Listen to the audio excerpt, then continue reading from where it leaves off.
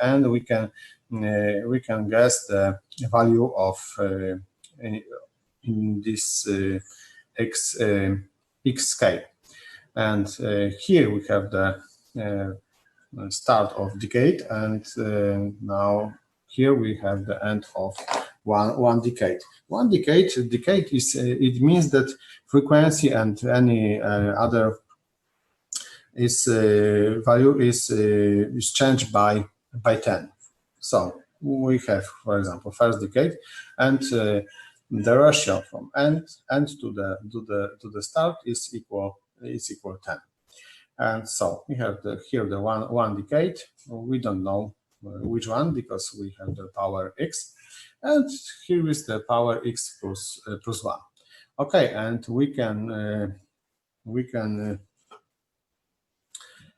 calculate this value from these equations. So we measure two distance d1 and d2, and for example, in this picture, we see that this distance is 3/4 inch and 5/16 inch from this distance from beginning up to this point. And we see also that we have here the value equal 110 up to 2. So we calculate this, and after this calculation, we obtain that this value is equal 300. It is close to 400, and so it is this point of as this such value. So we using this, we can calculate. Okay, and now some properties of logarithmics. Of course, it's only for refresh our memory. The common of natural logarithm of the number 1 is equal 0. So at this scale, we cannot see, for example, we cannot see here the 0 from this property. And the log of any numbers less than 1 is a negative number. So it's the example of common logarithm from half value. And the logarithm of product of two numbers is sum of the logs of the numbers. So it is very interesting property.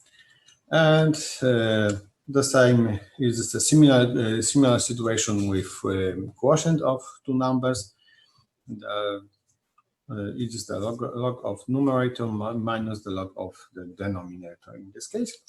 And when we have a number take to a power, so we have the n multiplied by this logarithm without power. So you see this similar to the third property. Okay, and now we are talking about something which is commonly used in lab, and it is the decibels.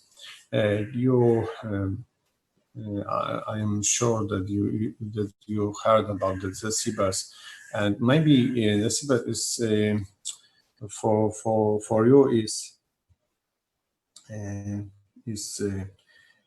connected with sounds, and it is a good idea because it's commonly used in the sound in the music, and also, but it's also using in electronic lab, in the optical lab.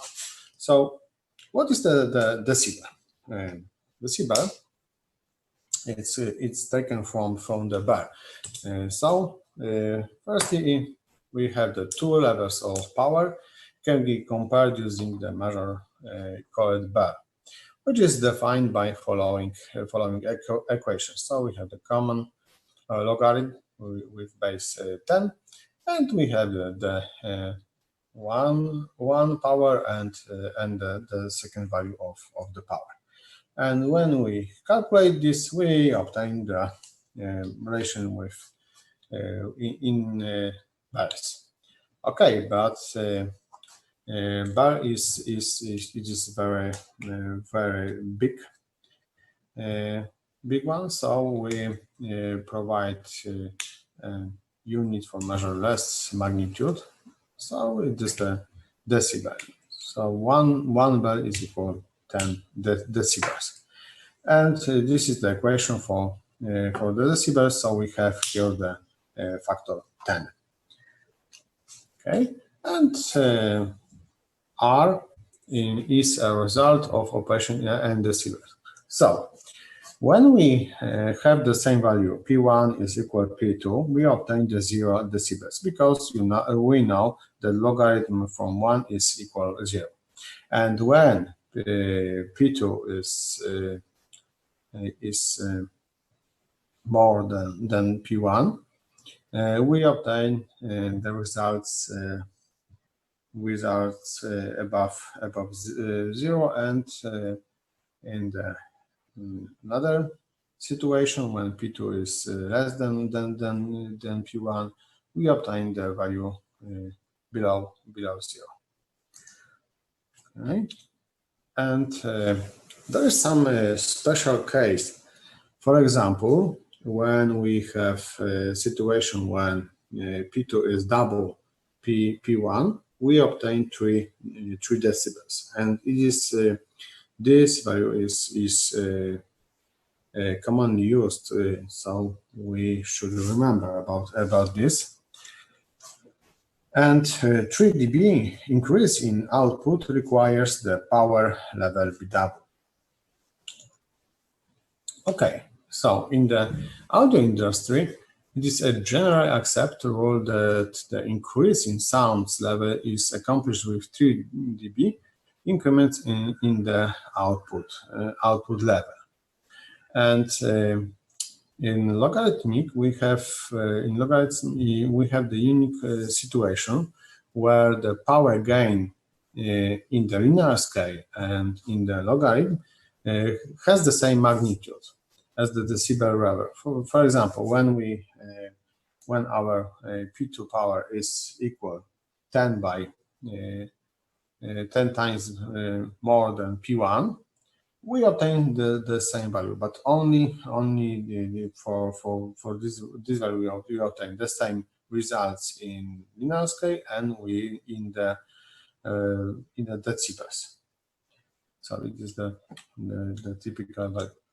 One specific value. For some applications, a reference level is established to permit comparison of decibels levels from one situation to another. For example, in communication system, we commonly apply to reference 1 milliwatt across 600 lot. And for example, we obtain these results in dBm.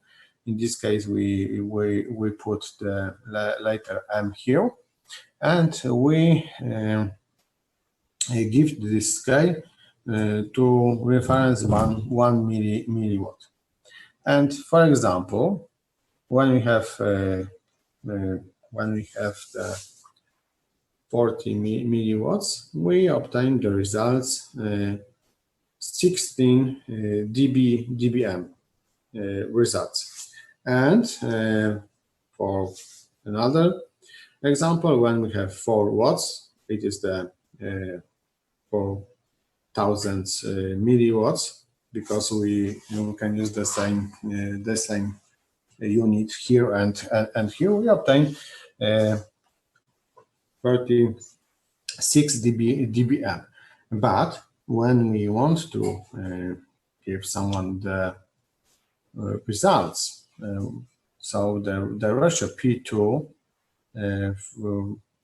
divided by P2 by P1 is equal 100. So when we want to give someone relation between this power and this power in the logarithm scale, we don't divide, but we subtract this one and this one, but the results from this one is not in dB, because when we subtract, subtraction in the logarithm space is equal the divide in the linear scale. So in this case, we obtain the results not in the dB, dBm, but in dB, because it is the duration, it is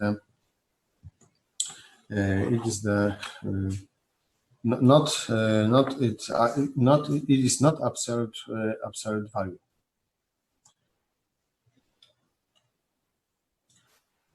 Okay, and decibels are also used to provide a comparison between voltage level, not only in the power.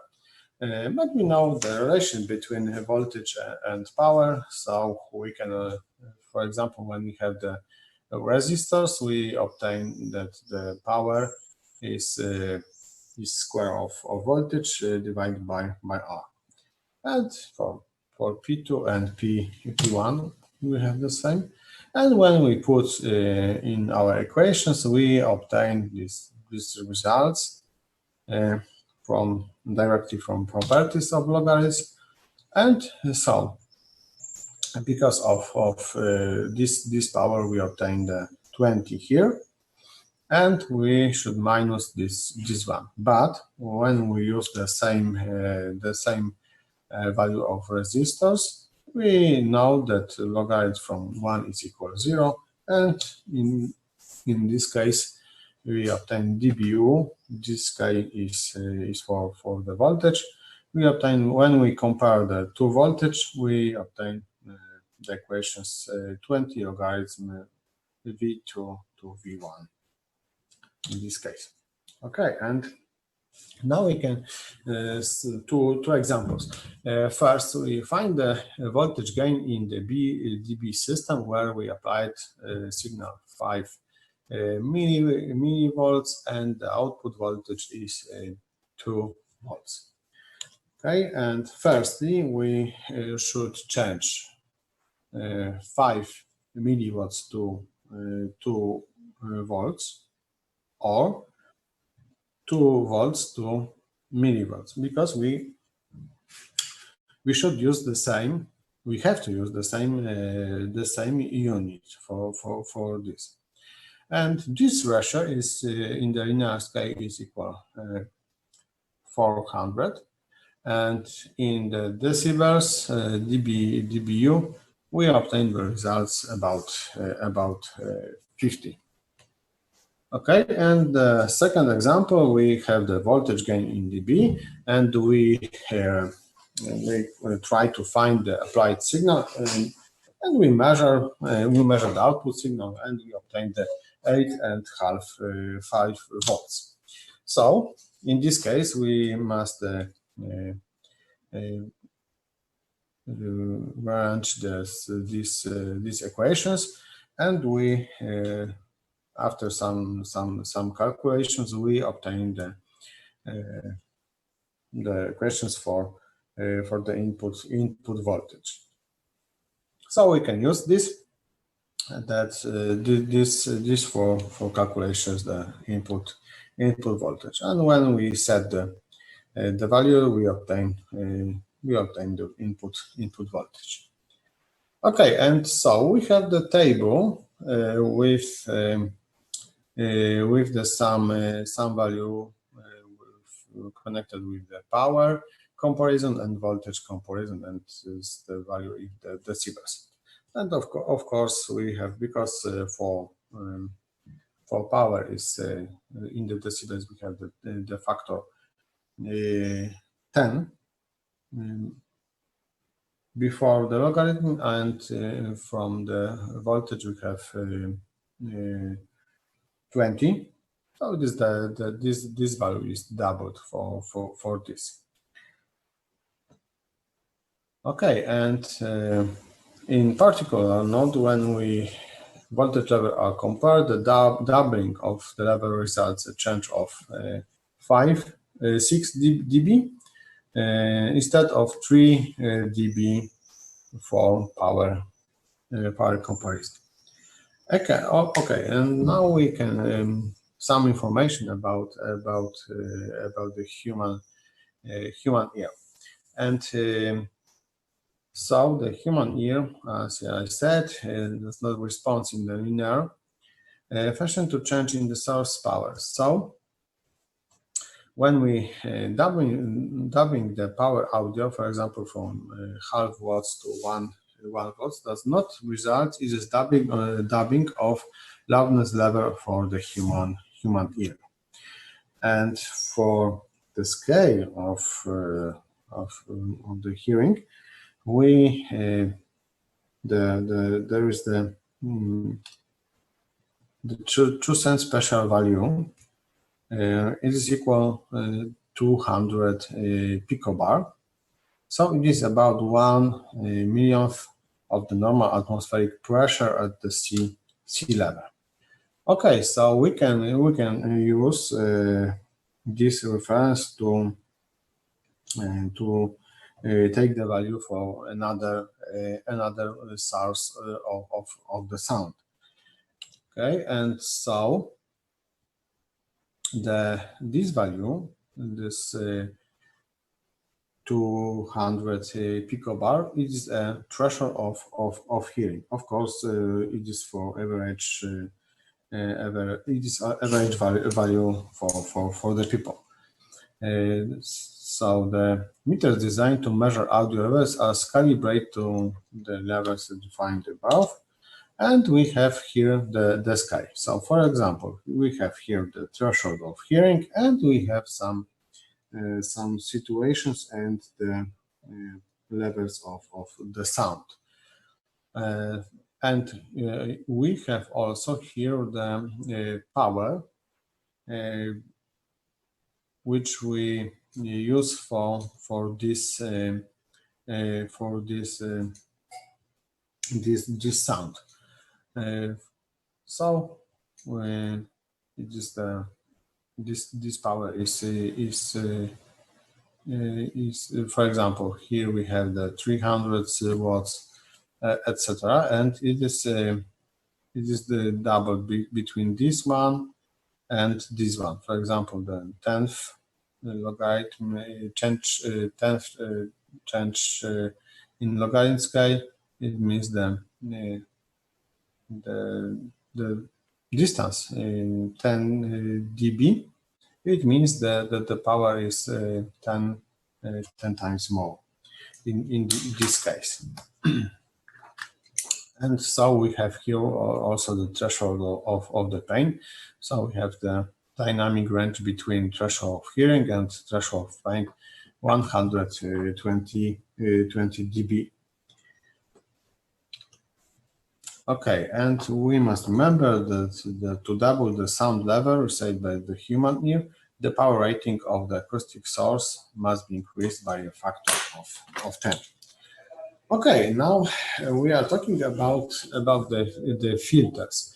So generally, filter is any combination of passive R and C or active elements, transistors or operational amplifiers elements designed to select or reject a band of frequency.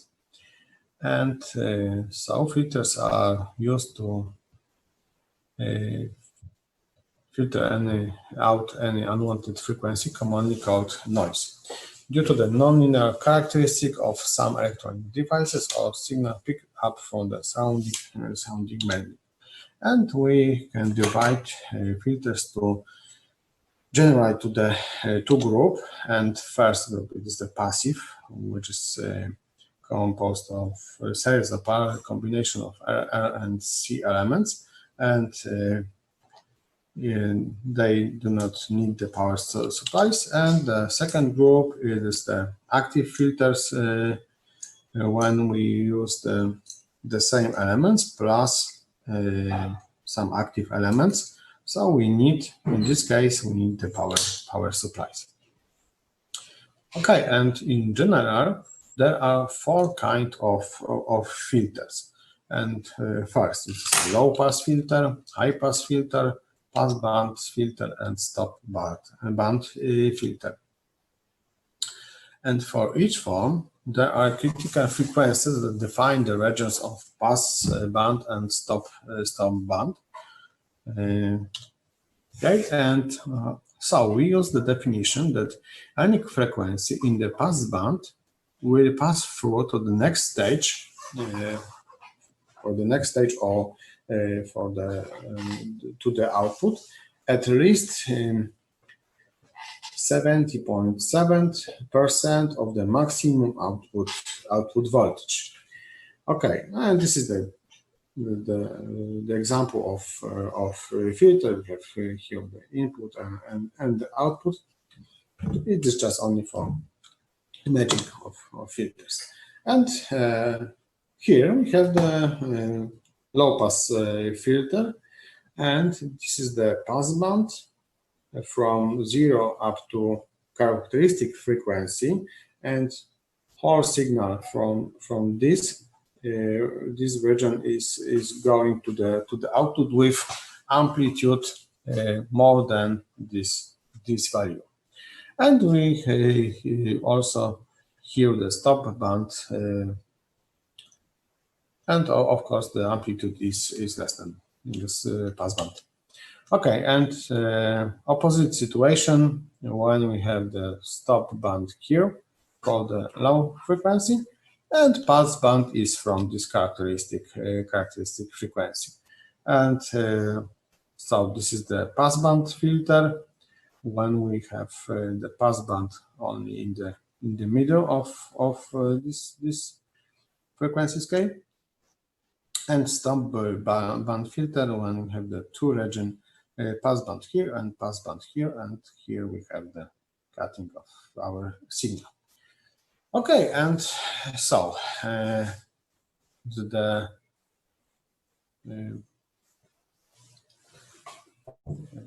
simplest version of low pass filter consists of one resistor and one capacitor, and we know about this characteristic. So firstly, we can take to account a situation when we have the frequency equal 0. So for the 0, we know that the capacitor is the break in the circuit. So when we calculate the reactance, capacity reactance, we obtain the infinity value. So we have, from this situation, for the 0, we have only the resistor here. So in this case, the output voltage is equal to the input voltage. And in the opposite situation, when we increase the frequency up to infinity, we have the short, because the reactance is equal 0, and as a result we obtain this 0 voltage here. So we have these situations and this situation, and we very often we use, instead of this plot, when we use only the V0, and we use the voltage, and in this axis we obtain the normalized plot when we have here the transmission distance or amplifications, when you have the V0 divided by the input voltage. And in this case, we obtain the value equal 1, and pass band is from this up to this value. Okay, and so because up to now we know about this point and this point, now we calculate this curve. So we know about the reactance. So we use the equations for voltage divider, and as a result we obtain this one. Okay, and now, because we have a complex number in the denominator, we can remove this to when we multiplied by conjugate numbers in the denominators, and as a result, we obtain such number with complex number with the denominator. Okay, and now we can separate this for the real part and imaginary part, and now we can try to calculate the absolute value for AV from this, and also so we set in these equations, and as a result I obtain this value, and now we can calculate this FC frequency. This value 0.7 is equal root of square root of 2 by 2, and now in this case, in the circuit, we have the situation where we have the same value of this resistance and this reactance, capacitor reactance. Okay, and when I put instead of AV this value, I obtain the characteristics omega pulsation, and as a result, final results, we obtain the characteristic frequency. It is 1 by 2 PRC. It is the characteristic frequency FC, and for this one, we can also calculate the phase. The phase we can calculate as an imaginary part to the real part, and we obtain that the tangents theta is equal minus omega RC. So we can draw the phase in this case. And for the characteristic frequency, we obtain minus 45 degrees. And so it is the first characteristics when we have the amplifications, and phase for our filter. And we know that V0 is the VI, and so it's the pass band and stop band region. Okay, and so this is just some information about this. And of course, the low pass filter can also be obtained using RL combination instead of RC combinations. And of course, in general, the RC combination is more popular due to smaller sizes of capacitive elements and non-linearities associated with inductive elements. Okay, and so we also take into account the high pass filter, and the same, very similar situation. We have here the capacitor and resistors here, and also for the frequency equals 0, we obtain 0 here.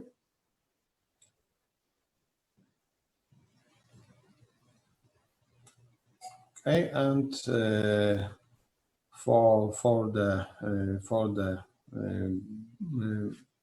sorry, this situation is of course for the large value of frequency.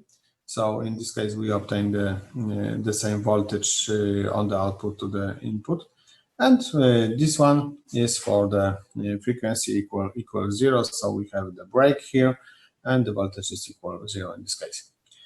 Okay, and now we can calculate V0 as response for V1. And in this case, I'm using another calculation. Of course, we can use the same calculation, but here I put the exponential form of complex number to calculate. So the first one is the R is the pure rail, because so we have only the R, and the angle is equal, of course, 0. And now instead of multiplication with the conjugate number, in the denominator I put here the amplitude and phase for this one. And so directly from this we have here the amplitude, and so this in this case, because I divide this one by this one, so I must subtract this phase. So instead of minus, I have the same, but with the plus here. And now we have the ABS value of this and the phase. So when we put the characteristic value, we obtain the same characteristic frequency, and we also can calculate the phase at this for this characteristic frequency. Okay, and we obtain similar characteristic, but in this case we start from the phase characteristic. We start from 90 degrees up to 0 degrees. So the changes for whole frequency scale is equal 90 degrees. It is also characteristics because it is the first order systems, and it is the characteristics for first order systems changes in the phase. And of course, when we compare the amplitude at the characteristic point to the maximum, we obtain this value, and this value is equal minus 3 dB. Of course, it is also possible to make the high-pass filter using the R and L elements. Okay, so maybe at this point we make a break so we start the next part 15 past 10.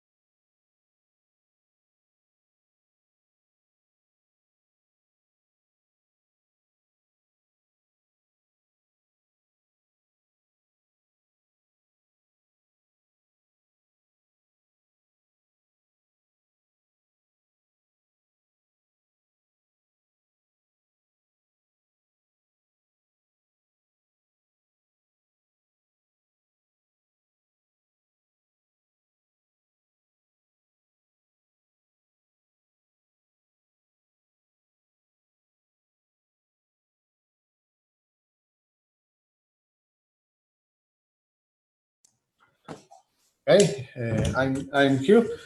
So let's continue. So bandpass filter. There are a number of methods to obtain bandpass filter, but so the natural is using the one when we have the low pass filter and high pass filter connections for obtain to band pass pass filter, and so for example we have here in this picture the high pass filter, and after high pass filter we use the low pass pass filter and we obtain the band pass filter. But the components are chosen to establish a cutoff frequency for high pass filter that is lower than the critical value for low pass filter. Maybe it's clear when I give it a characteristic. Okay, so we have the characteristic frequency connected with high pass filter and characteristic frequency for the low pass filter. Of course, the low pass this characteristic frequency should be larger than this one, because in the another situation we cannot obtain the pass band filter because we filter anything. Frequency F1, for example, may pass through the low pass filter, but have a little effect of voltage output due to the reject characteristic of high pass filter. A frequency F1, for example,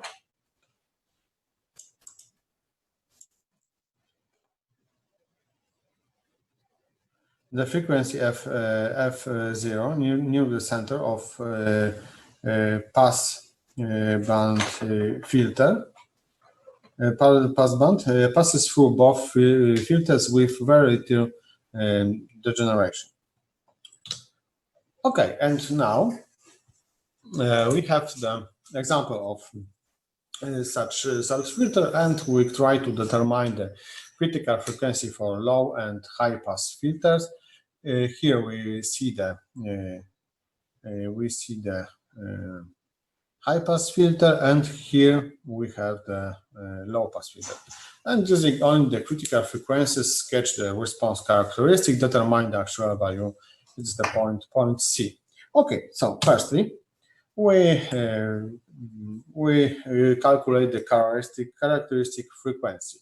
So we use the value of elements for the high pass filter and for low pass filter separately, and we calculate this one. And now we can put this frequency on the graph, and we obtain such a characteristic. But there is some problem. There is a problem with calculate the bandwidth in this case, because we have the influence high pass filter to the low pass filter. Maybe I show you it in the simulation. And so we have here the filter, whole filter, and the first part, it is the high pass filter and low pass filter here separately. And now we make the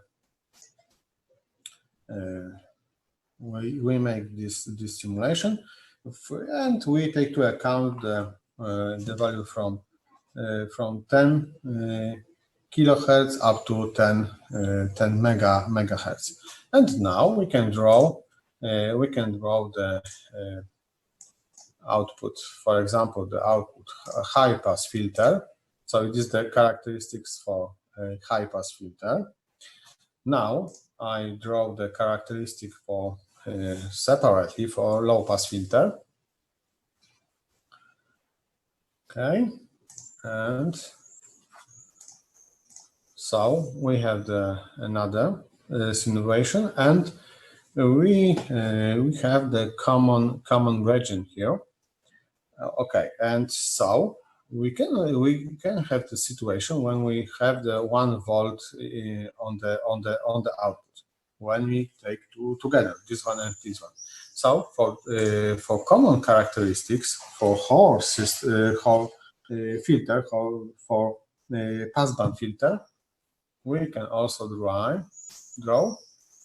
and so it is the band pass filter output, and we obtain this characteristic, and this characteristic, this green characteristic, is connected with band pass filter. And of course, we can examine the maximum voltage. The maximum voltage is about 0.9 volts instead of 1 volts. Okay, and now we can also try to find the low and high characteristic frequency, or I can maybe calculate this using the functions for this. So we have the goal functions, and for example the low pass bandwidth. This is the and how many decibels, we write 3, and we obtain the value for the high frequency. One more time.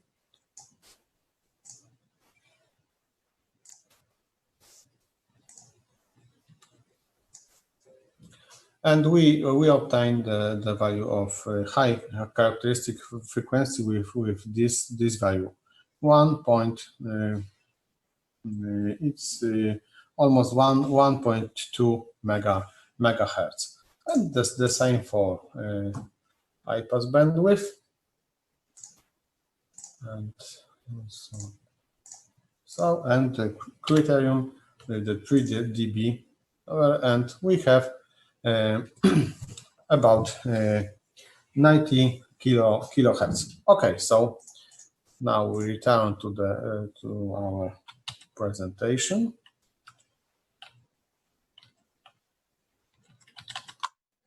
Okay, so you see the same characteristics, and so what is the most important? The most important is that when we calculate the band, we cannot take into account the input voltage. In this case, we calculate taking into account the maximum value. In this case, it is about 0.9 voltage. And when we take into account this one, we obtain such characteristic frequency for lower and high frequency. We cannot use these frequencies from this one and this one, because it is not true. Okay, and see, we calculate the voltage output at for this frequency. Now we calculate the reactance, capacitors reactance for this one, and we know that for this frequency we obtain here that the resistance is much lower than this one and this one connected in the series. So we just obtain that the voltage across this resistor at this frequency is almost the same to the input voltage. Okay, and so in this case we can assume that this is the same voltage, and we obtain the results on the output as is 0.7 V input. So of course we obtain this value 0.7 voltage at this frequency, but we, as I said, we can take into account not the value equal 1 voltage, but this maximum is 0.9 in this case. And okay, and another kind of bandpass filter, the passband filter response can be also obtained using the series and parallel resonance circuits. And you know about the resonance circuits. We have the general two types, series and parallel resonance circuit. And when we use the series resonance circuits, we obtain that at resonant frequency we have the minimum impedance for this. And so at this point, for the minimum impedance at the resonant frequency, we obtain the maximum voltage for this one. And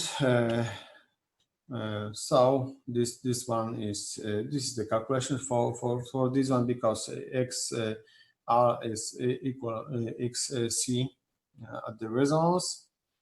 So we have at the resonance our circuit consists only this resistor and these resistors, and so we have the maximum value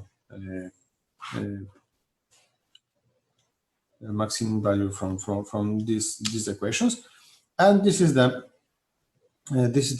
frequency, resonant frequency of this, and Q factor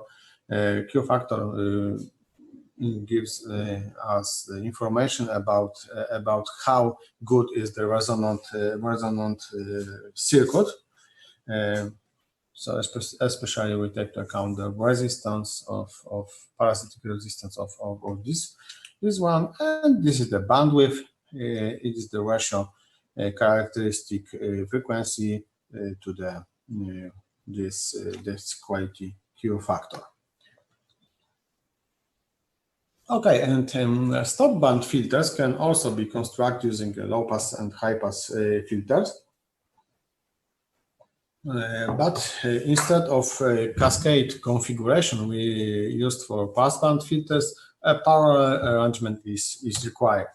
So, for example, we have here the low pass and high pass filter connected in parallel, and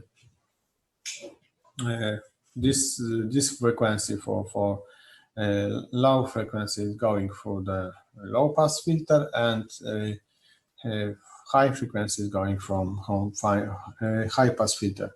When we choose the property, the characteristic frequency, we can obtain such characteristic. Okay, and for example, low frequency F1 can pass through low pass filter, and higher frequency F2 can use the parallel path. Okay, and the characteristic of stop band filter are the inverse of the pattern obtained for pass band filter. So the any frequency is the sum of magnitude of two waveforms equals the applied voltage VR. This is the schematically reason, and we can also using the resonance circuit for the stop band filter. In this case, we use the series resonant, but it is another place for this one. And of course, we can also try to calculate the minimum value of this. Of course, for the ideal resonance circuits, we obtain the zero as a V0 minimum, and the similar situation using the parallel resonance circuit, and we also obtain the stop bus fit. Okay, now because we forget up to now about the body. So what is the what is the Bode plots? Bode plots, it is the curves obtained for the magnitude and or phase angle versus frequency. So, in practice, when we want to sketch the characteristics, we are using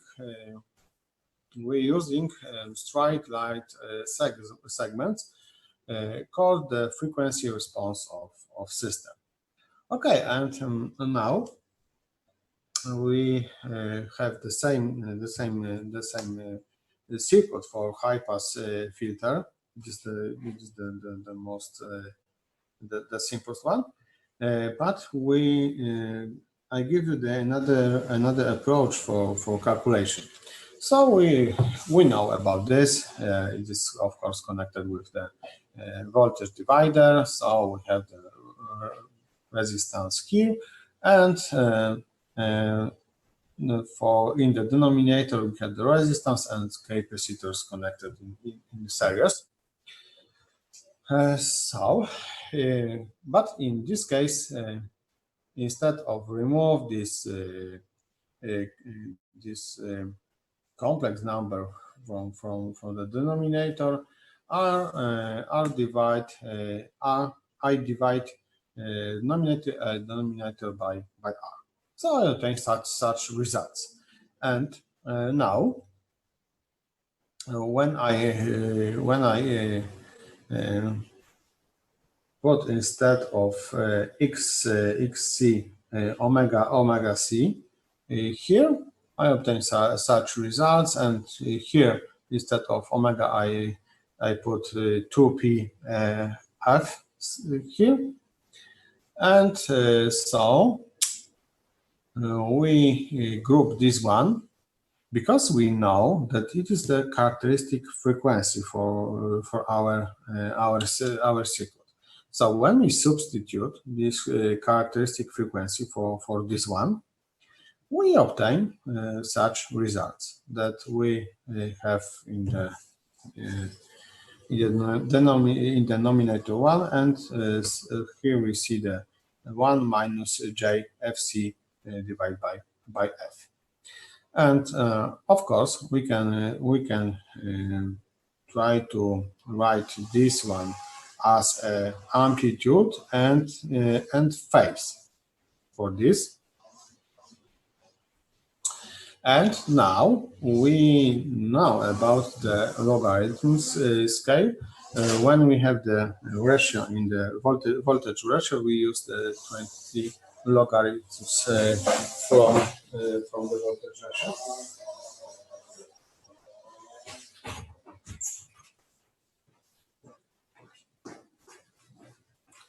Okay, I had to close the window.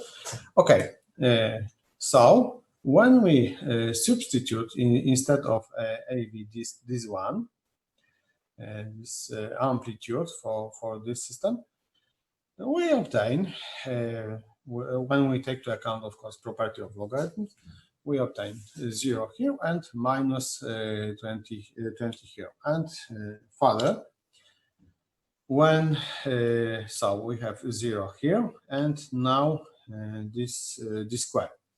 Okay, so when we have we can use instead of the of this root the power, and we know about the power from the property that we can use one half before logarithm. Okay, so as a result, we obtain such value when I multiply this factor by this. But in practice, we can see that the FC is much smaller when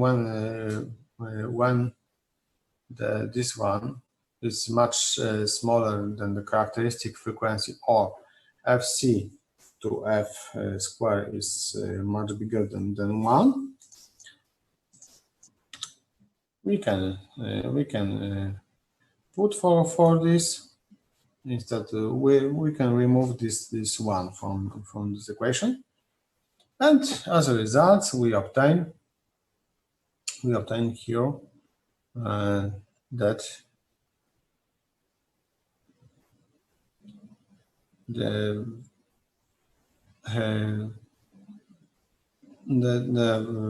voltage ratio in the logarithmic scale.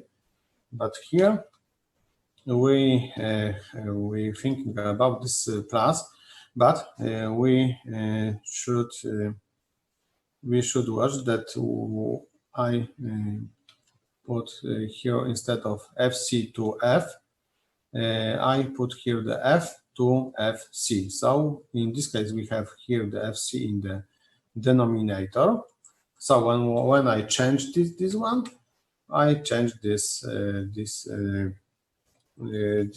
sign. Okay, and two frequencies separated by 2 to 1 ratio are said to be an octave apart. And for both plots, a change in frequency band by 1 octave will result a 5 dB change in the gain. So maybe it's not obviously that we have here the two frequencies separated by 2 ratio as a result of the ratio, and we set an octave. Octave, we are thinking, we know that octave from Latin is 8, but so we have the 2 ratio and 8, so it's not sounds good, but the octave is connected with the music, with the sounds. It is the because when we have the notes, we have for example sound C1, and we have the whole gain, we have the another C2, and between the C1 and C2 we have 8 notes. So, but the relation between C1 and C2 is double C1. So it's connected with the music. This definition of octave, and the ratio is okay. So it is the 2, not 8. So for this filter, we obtain the 6 dB change in gain. And the another important is two frequencies. When two frequencies are separated by 10 ratio, we set to be a decade apart. For both plots, a change in frequency by 1 decade will result a 20 dB change in gain. So it is directly from this equation, because, for example, we have this, when this frequency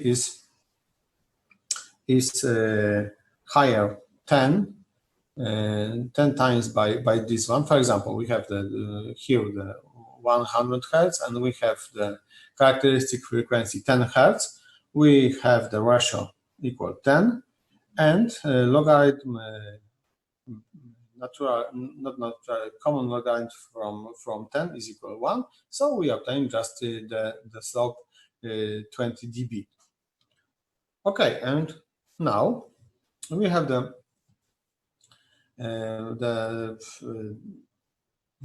characteristic of such system. Of course, we have here the 0. This as amplification of 0. It means that we have the same voltage in the output as in the input, because for logarithm from 1 is equal to 0, and we have here the slope. So it is the original function, but when we use the Bode plots, we can write the straight lines. So from this low frequency up to FC, we have here the slope 20 dB for decade.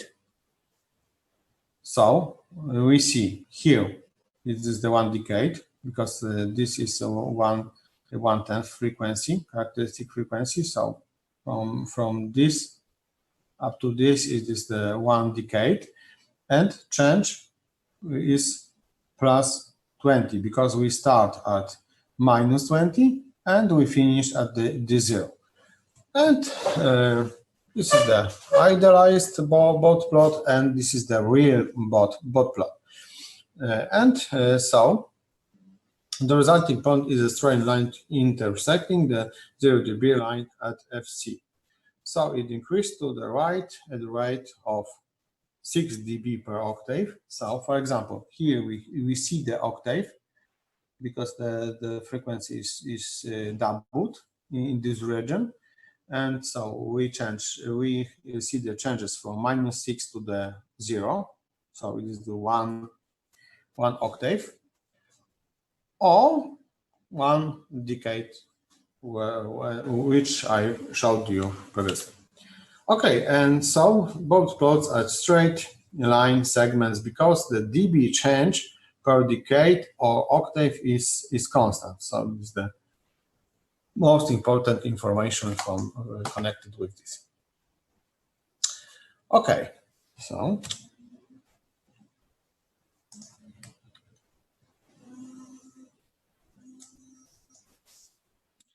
and two asymptotes defined above forming the envelope for the actual frequency response, and F equal FC. And of course, we can calculate our amplification in the system at the F equal FC.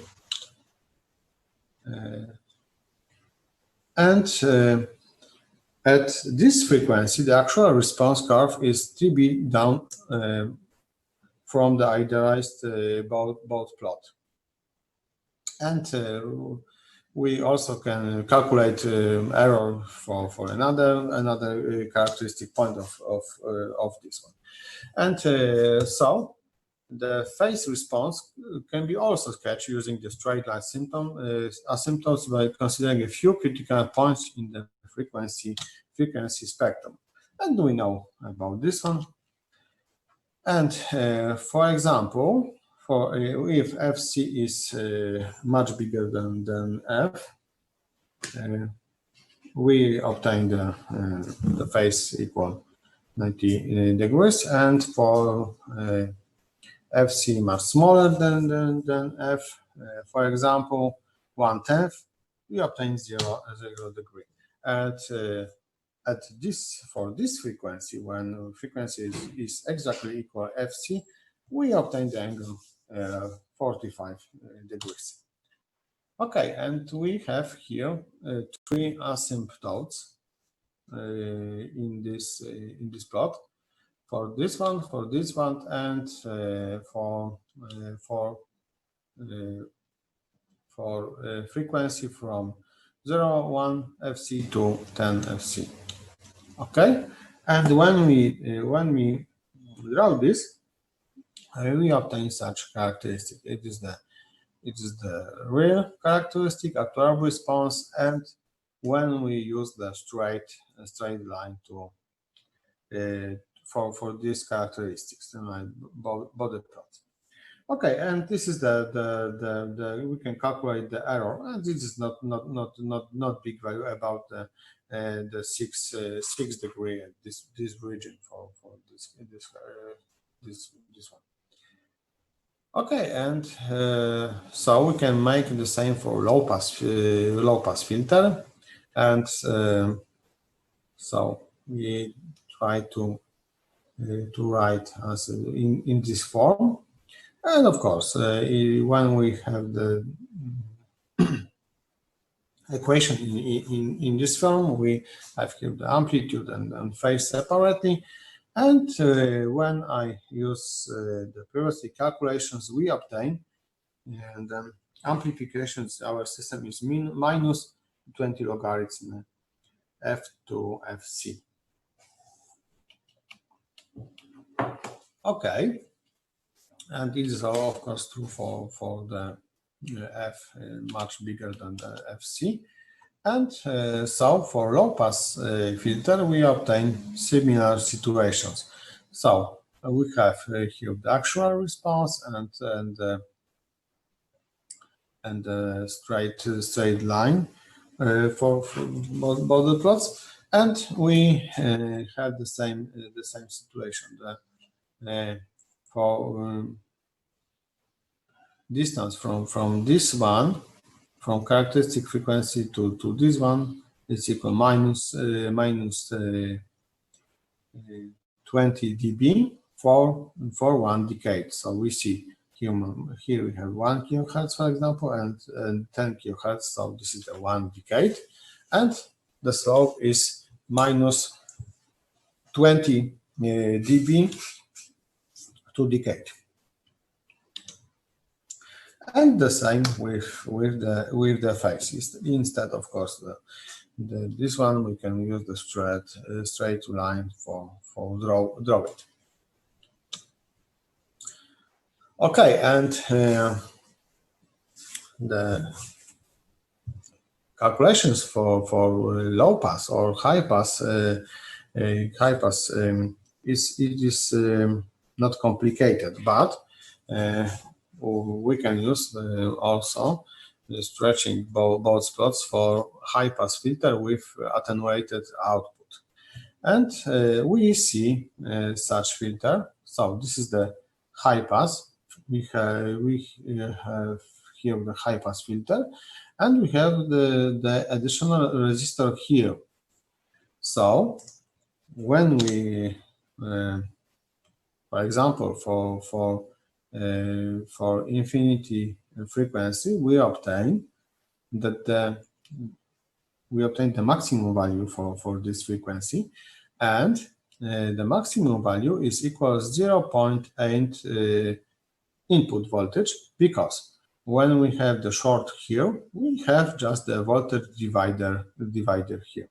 So it is the maximum value on the output.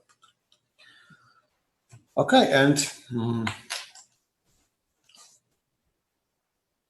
the resistance to be used in the equations for cutoff frequency can be determined by Thevenin resistance C by the capacitor. Okay, so we can redraw this schematic, and now we can calculate the Thevenin resistance, which is seen from the capacitor spots, and we know that this resistance is 5 kilo ohms, and now we calculate FC using this resistance, Thevenin resistance 8, and this capacitance, because equivalent of Thevenin, it is the series connections, elements with R Thevenin, and the elements or several parts which we cut. We put in these elements and our Thevenin in series. Okay, and so we have here the characteristic when we take to account this one. So it is the maximum value, and now in this case for Thevenin, we use, instead of AV, we use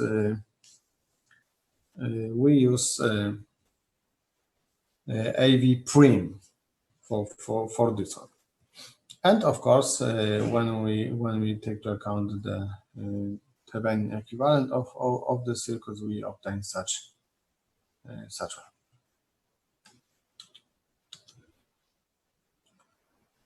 Okay, and so we can sketch the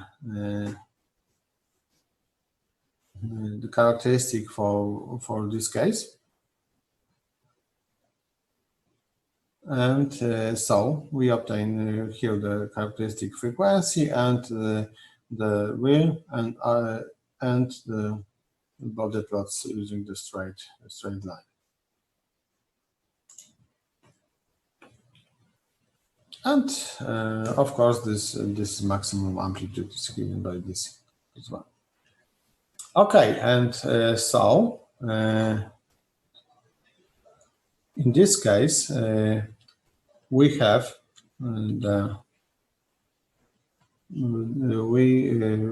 separately take to account this voltage divider, and this one is connected with the Thevenin.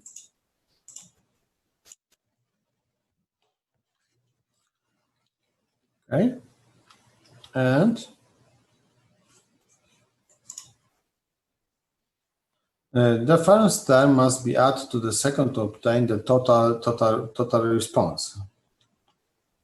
Okay, so we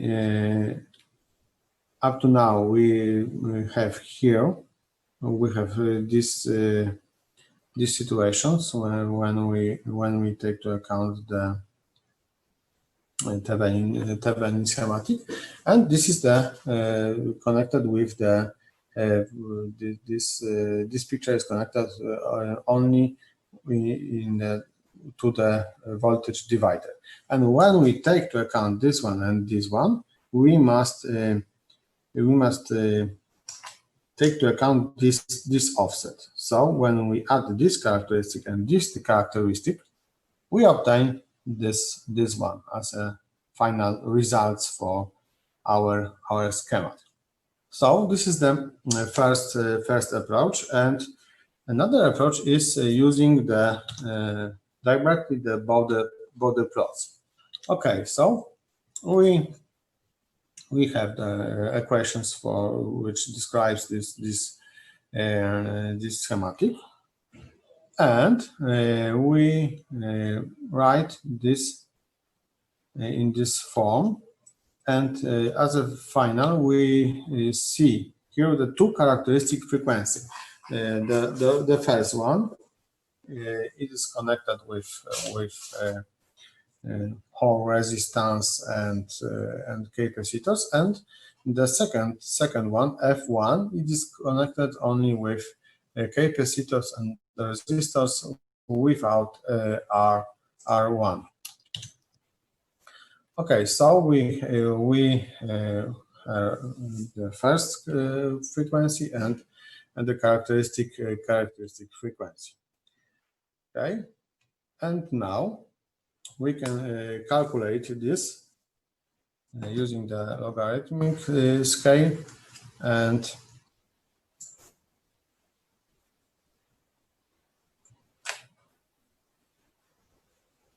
okay, so we have here the F to F1, and this is connected with the amplitude from the denominator. Okay, and as a result, we obtain the first term connected with the F to the FC.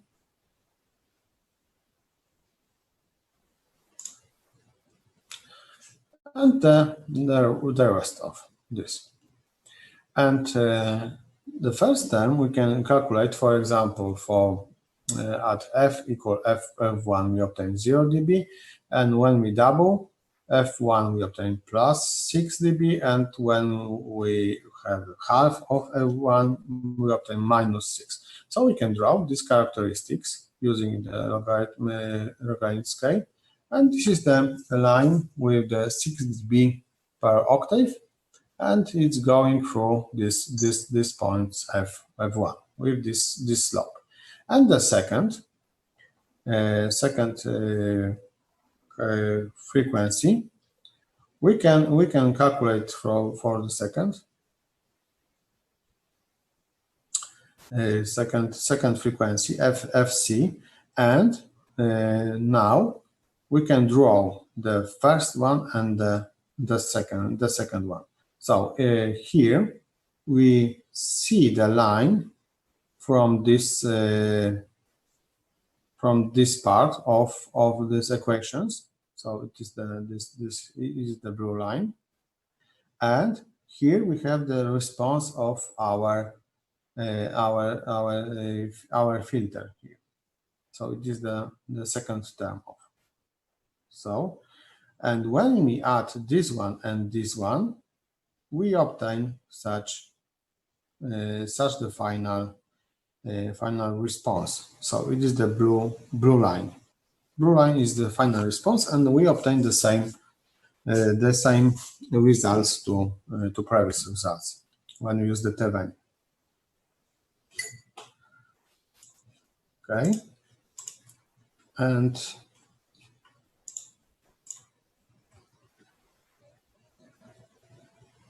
the examples of sketching both plots.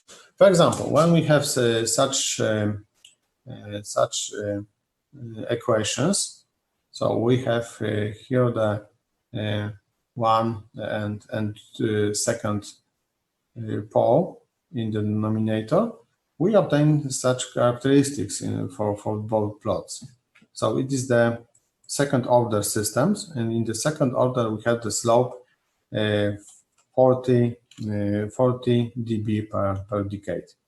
And when we have the separately frequency, we obtain, for example, here we obtain here the 6 dB per octave or 20 dB per decade in this region, and for this region we obtain the response for the second order system with 40 dB per decade.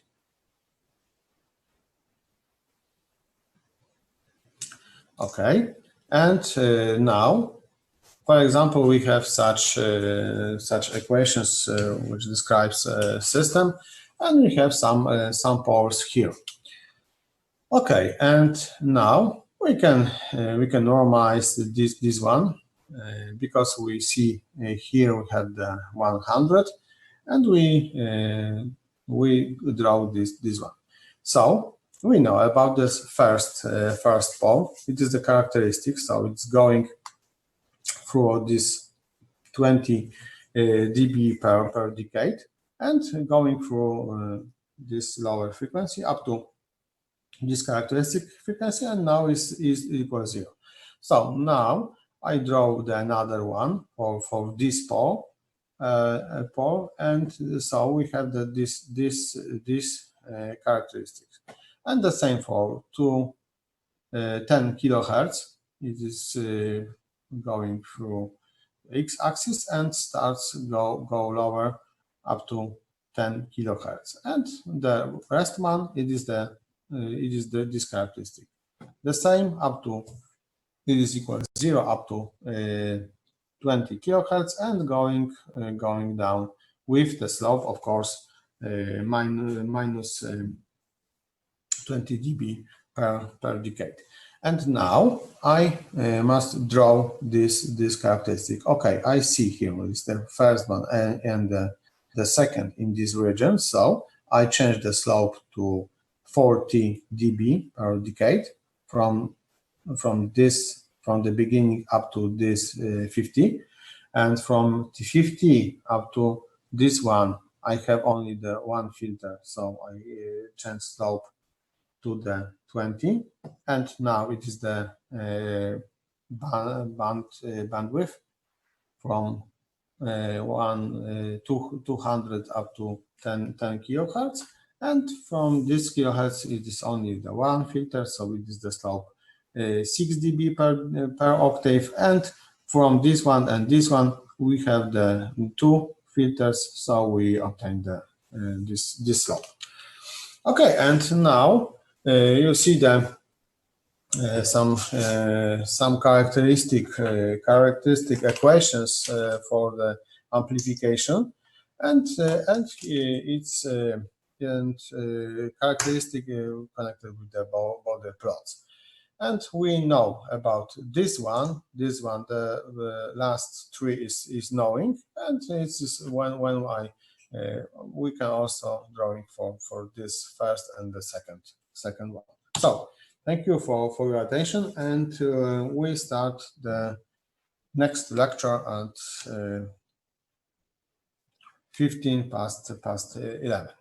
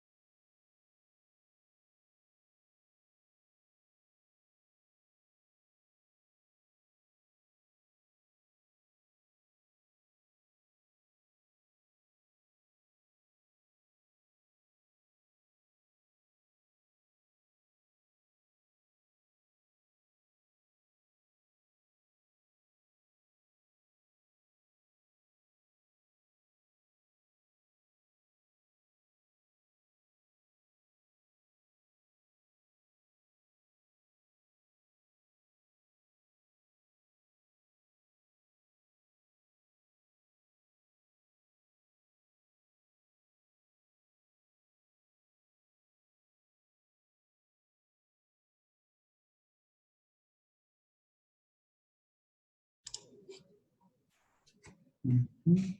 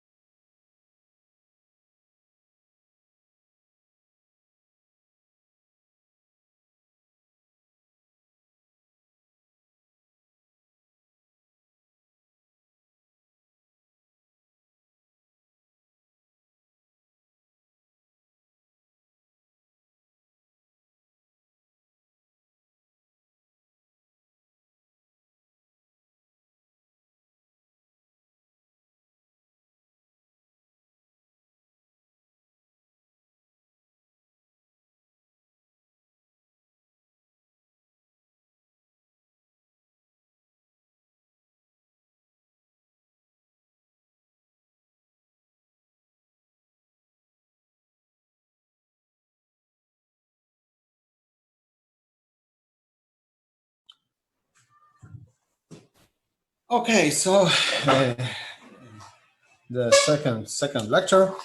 The second lecture is connected with two-port network. What is the two-port network?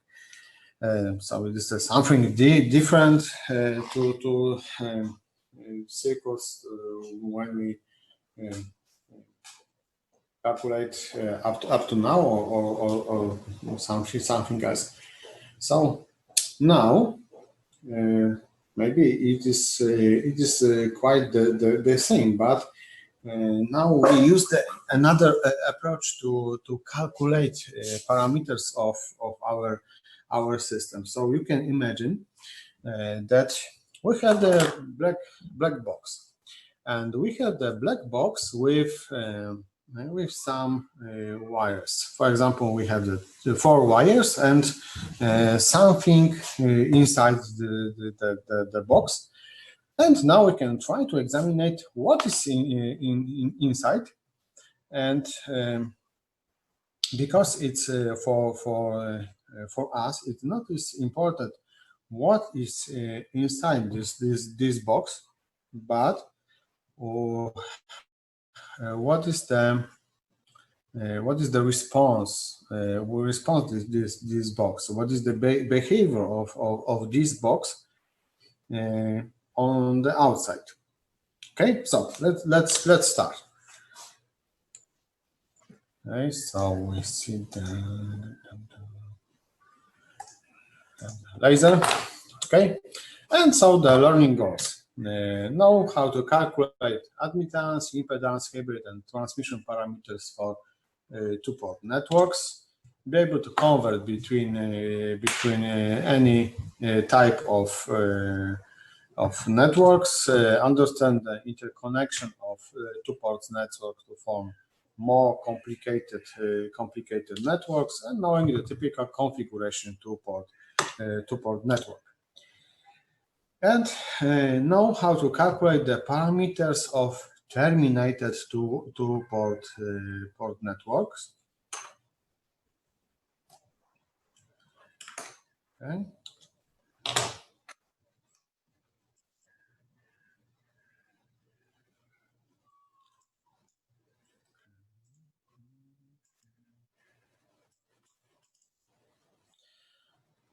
Okay, so two-port network. What is the two-port network? Two-port network is any linear network which has one input port and one output port. So definition is very clear, very simple. And so we have linear network here. It is our black box, and input port, one input port, one output port. And so this is the voltage, input voltage V1 and output voltage V2, and some currents here. Okay, but two-port network. So we think about two-port network as a black box when we have not any coupling between input and output outside this box, of course. So it is not possible. It is not according with definitions. We cannot make any connections between output and input behind of this box. And what is the important? The important is that in this theory, we have the customer labeled the voltage and the current. So the upper terminals, so we have here the upper terminals, are positive with respect to lower terminals.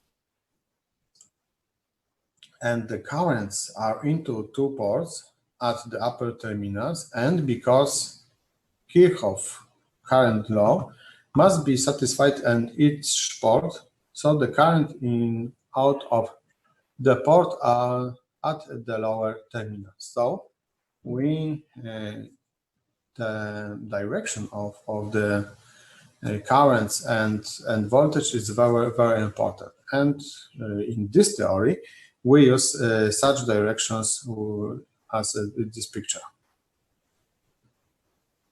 Okay, so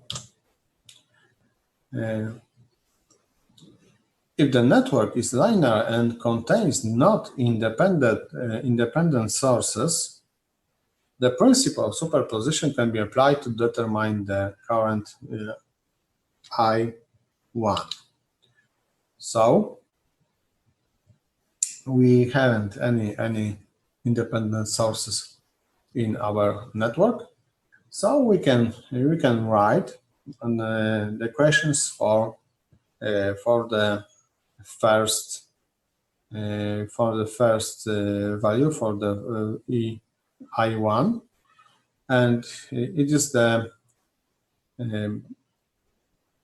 is described by some constants y11 and y12, and voltage V1 and V2. So it's something connected with the input and in the output. And of course, we know the units of currents and the voltage. So this constants of proportionality have units of Siemens, because it is relation between voltage and current. And the same we can write for the second current. And so we have the equations that describe the two-port network as a system of equations for the current 1 and current 2. Okay, and we can also use another form these equations using the matrix for this. So we have the currents matrix, voltage matrix, and Y matrix in between. Okay, so we can also use another description, type of description for network, for two-port network. For example, we can use the impedance parameters when we have the relation between voltage and current, of course. But here we have voltage as a result and current as a parameter for V1 and V2. This is the admittance parameter we know from previously. And there is also the transmission parameter, and transmission parameter, and we have results as results V1 and V and I1. And here we have mixed voltage and current on the right side with these equations. And the fourth type is hybrid parameters. I will show you only the four type of network equations. In practice, it is commonly used in practice. It's very often, but it's also possible to make another network, write another network equations. Okay, so now we focus on the first, admittance parameters, and we can determine the admittance parameters, our systems. For example, we can calculate the parameters y11. So it is equal this current I1 divided by this current when this voltage is equal 0. So with the output short circuit. Okay, and we can write this fact in these equations, and this it is of course for the rest of parameters for in the same way. We can calculate in the same way. So the group of Y parameters as referred to short circuit admittance parameters. So applying the preceding definitions, those parameters could be determined experimentally for a tuple network whose actual configuration is unknown. Okay, and now the example, we have to determine the Y parameters for two-port network and calculate the current in 4 ohms load which is connected to the output port when 2 amperes current source is applied at the input port. Okay, and so we can calculate the parameter Y11 as this ratio with shorted output. So when we short this output, we have here this resistance and this resistance connected with parallel. So when we have the parallel connections, the admittance whole system is equal sum of admittance. So we have the first resistors, and admittance is equal resistance because it is 1 ohm, and the second admittance is equal 1 by 2. So we obtain these results. And similar, we can obtain the Y21 parameter, and this is the current here, which is flow here, and so we have here the applied voltage here. So when we divide this voltage by this resistor, we obtain this current.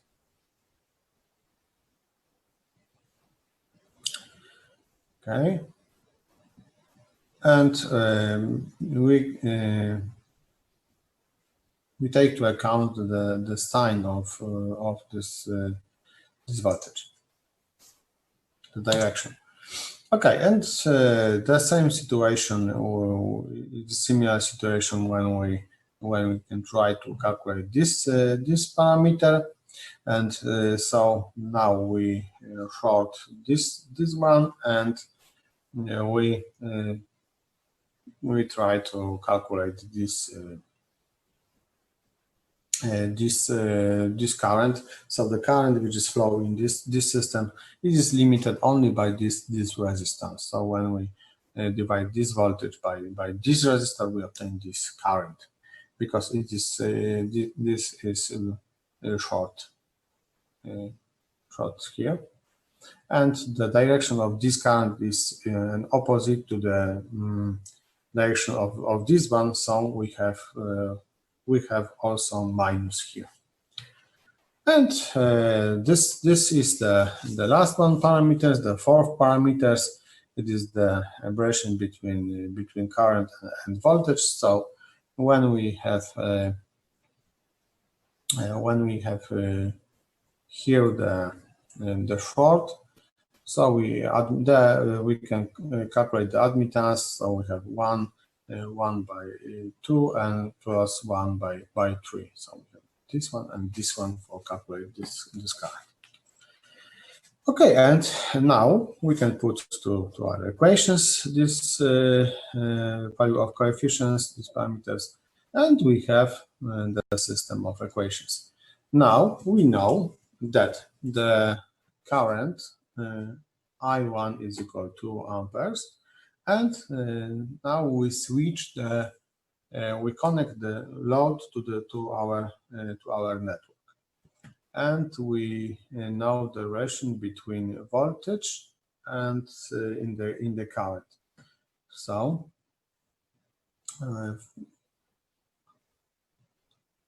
because we know the resistance, we can put here the resistance, and of course the sign is opposite because of direction of this current. in relation to the voltage. And we can put, instead of this one, we can put here the directly current, and here, or when we calculate the I2, we put here. And now we can move this coefficients to this one and summarize with V2, and we obtain such system of equations. And now we can calculate directly from this V2, and when we know voltage value, we can just calculate the current from this. So maybe you see that those equations are simply the nodal equations for the network. So it's connected with nodal analysis. And impedance parameters now. So we can determine the Z parameters similar to the Y parameters, but here we don't short we not short the output or input, but open the input or open the output. So the current in this case is equal 0. And so it is the determination, the first, the second, the third, and the last parameters. The first and this one and this one is connected with I2 equals 0, and these parameters and this parameter is connected with I equal 1 equals 0. So the Z parameters are called open circuit impedance parameters. And examples connected with the Z parameters: find the Z parameters for the network, find the current in a 4 ohm resistor that is connected to the output terminals when 12 voltage source with an internal impedance is connected to the input. So we have our network, and now we can calculate the parameters of our networks. So the Z1 is equal V1 by I1. So this current is equal 0. In this circuit, we have only the resistance and capacitor. So we must notice that we don't in this analysis not take to account directly the voltage of the source, but the voltage V1. The V1 is voltage here. And in this example, we have the voltage source and the resistor here. So in analysis, we take to account the voltage here. So we cannot take to account this this value of resistor. Okay, because it is outside of our network. Okay, and the Z21 is equal voltage on the output to the current V1. So we have here in this case. In this case, we have only this one, and it is the voltage across this capacitors when this current is equal to 0. And the same for the another parameters when we assume that this current is equal 0, it is V1 up to I2. We obtain the same result, and the last one, when this current is equal to 0, we have here this inductance and these capacitors here in the series. Okay, so we can put to our equations system, and now we know about the V1. It is the source voltage minus the voltage across this resistor. So we know that the current which is flowed by this resistor is equal I1, so we can write the voltage V1 is equal to the voltage source minus this current multiplied by this resistor. And from for this one, we know the relation between current and voltage on the output because we know the resistance of this, and we put here for in the matrix, and we calculate the current. So those equations for the impedance parameter are the mesh equations for the network. So it's directly from the mesh analysis. Okay, and we have also the hybrid parameters. For example, here we have the equations for this, and we can determine the H parameters. H11 parameters is equal to V1 by I1 when we short the output, and the rest of is given in the similar way, but it is important that H11 has the unit ohms and H22 has the unit Siemens, but the H21 and H12 has not any units because it is the relation between current and current, and in this we have the relation between voltage and voltage. And hybrid parameters are especially important in transistors amplifier analysis. So we use those network for the analysis in transistor amplifier. And so we see the schema of transistor, equivalent schematic of transistor, and this is the dipolar transistor. We see the emitter base and collector here, and we have the most important is the current source, which is controlled by this voltage. Okay, and we try to determine the hybrid parameters for equivalent circuits for the operation amplifier in not inverter configuration. So we have the operation amplifier here, and the equations.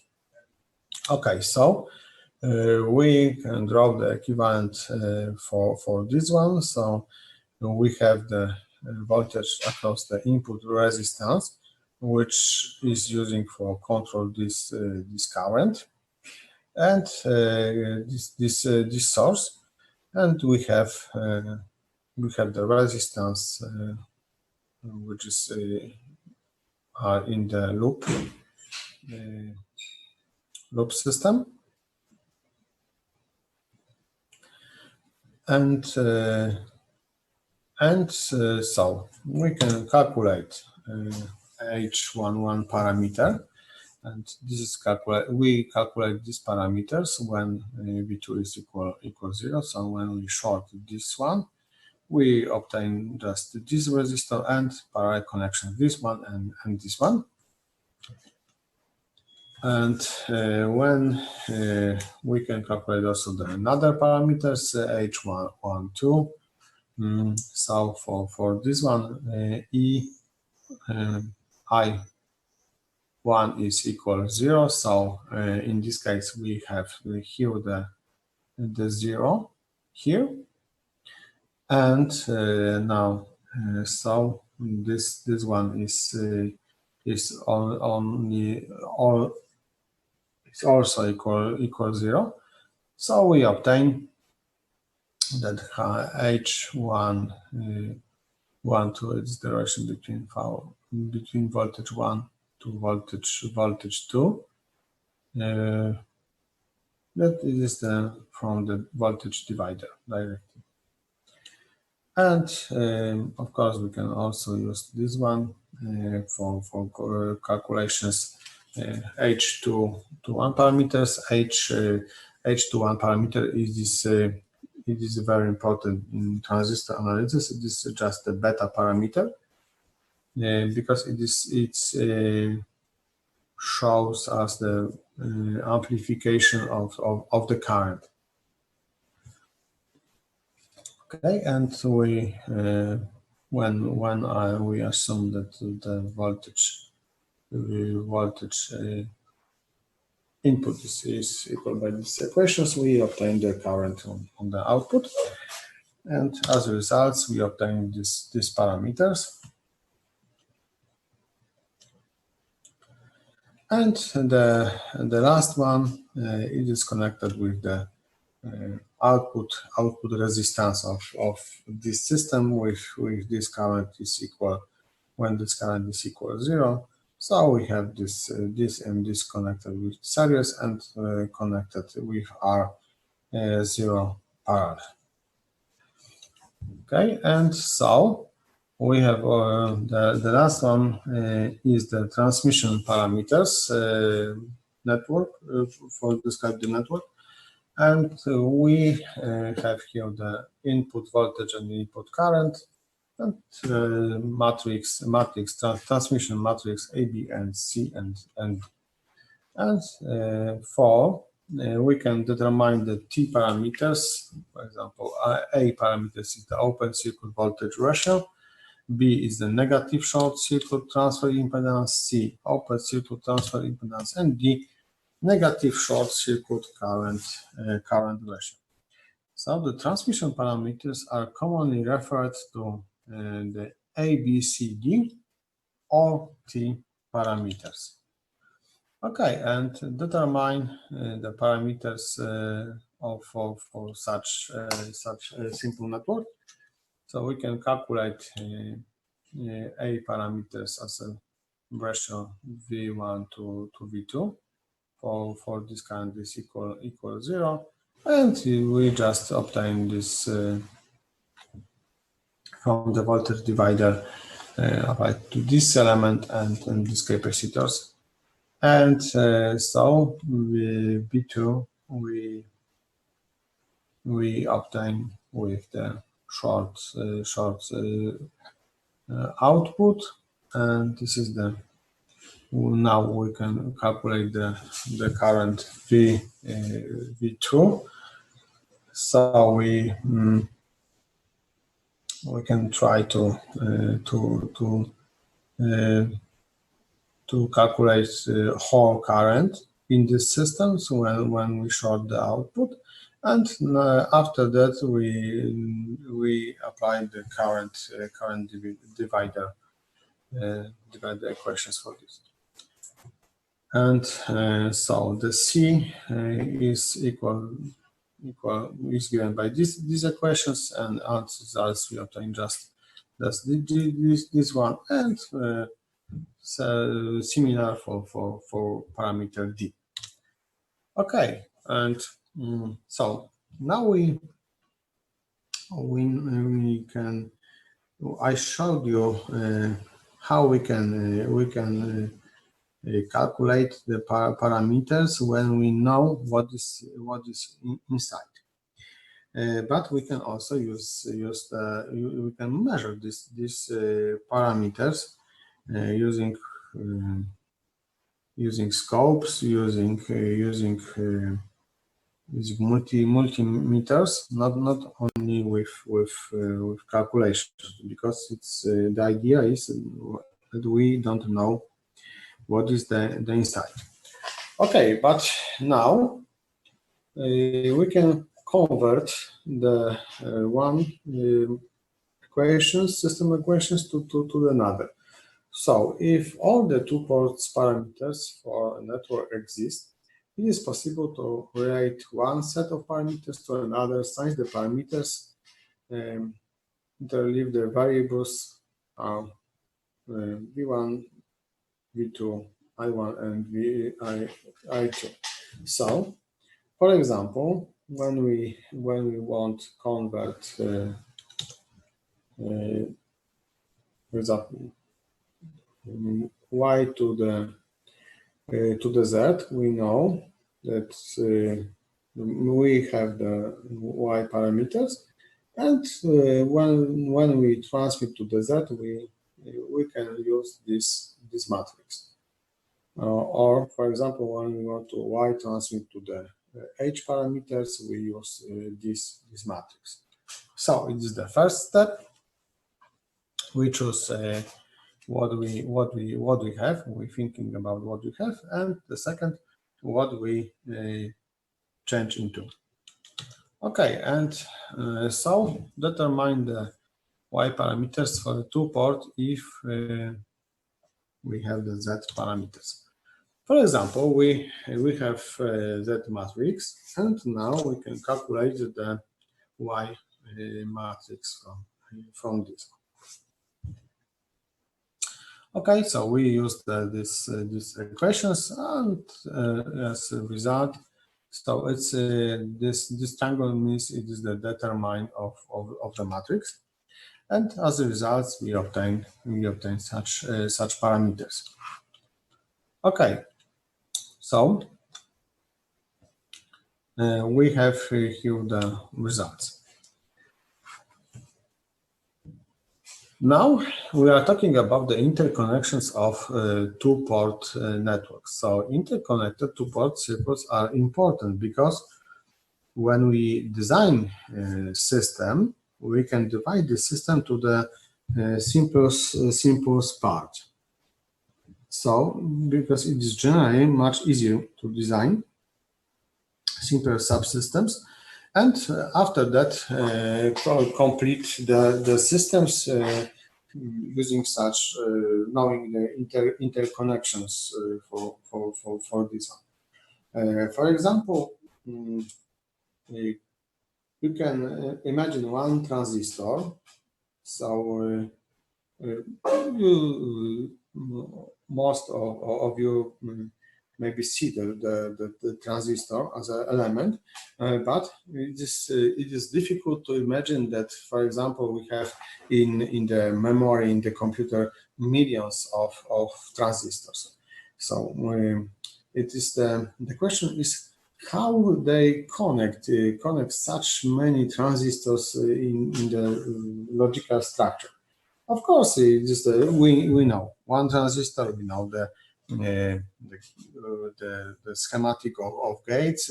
So gates we use gates to compose, for example, the flip-flops elements, and flip-flops elements when we take into account several flip-flops elements, we obtain the one cell of the memories, and so it is the bigger system.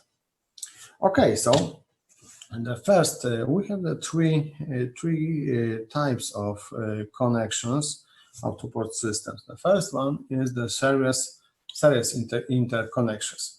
So we have here the first 2-port systems and the second 2-port system, and we connect it in the series.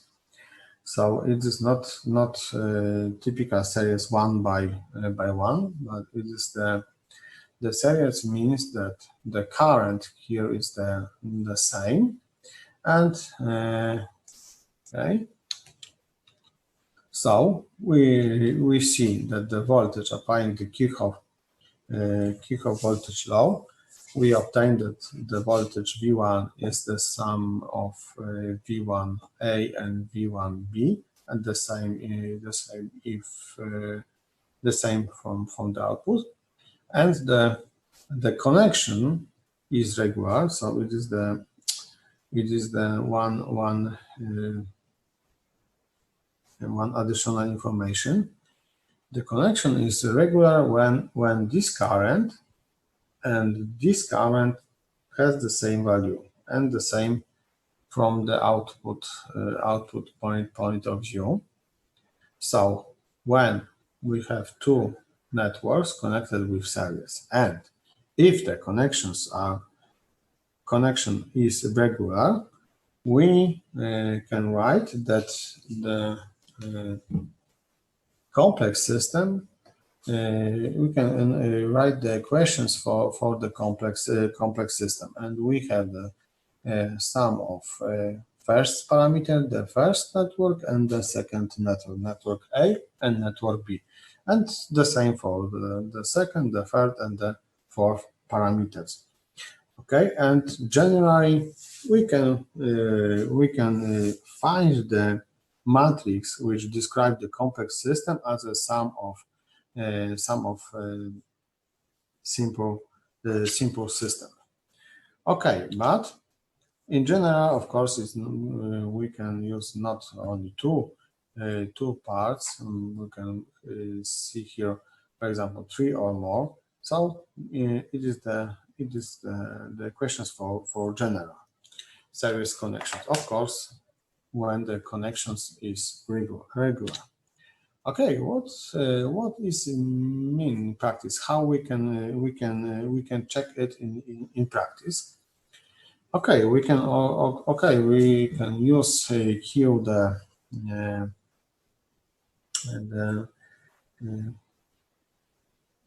current meter here and here, but for the practice is the good idea to find the voltage here. So when we have voltage here, when I put this voltage source on the input and we measure voltage here, and when we obtain this voltage equal 0 here, and now when we change the voltage, when we connect the voltage to the output and we obtain the 0 equal here, we know that we have regular connections. And this is the example of regular series connections. For example, we have here the first system and the second system. And in this system, okay, of course, we have the regular connections because when we make a break here and apply the voltage here, we always obtain the 0 here, and the same from this side. Okay, and in this system we have the Z1 and Z2 two matrix, and as results we obtain such value. But we can also try to calculate this matrix directly from the schematics, and we obtain the same, of course. But when we connect this one and this one in this way, we haven't regular connections, and please notice that when we make the break here and put the voltage voltmeter, and when we put here the voltage source, we have the voltage across these resistors. So the current flows by this resistors to this connection. So we don't obtain with 0 value here.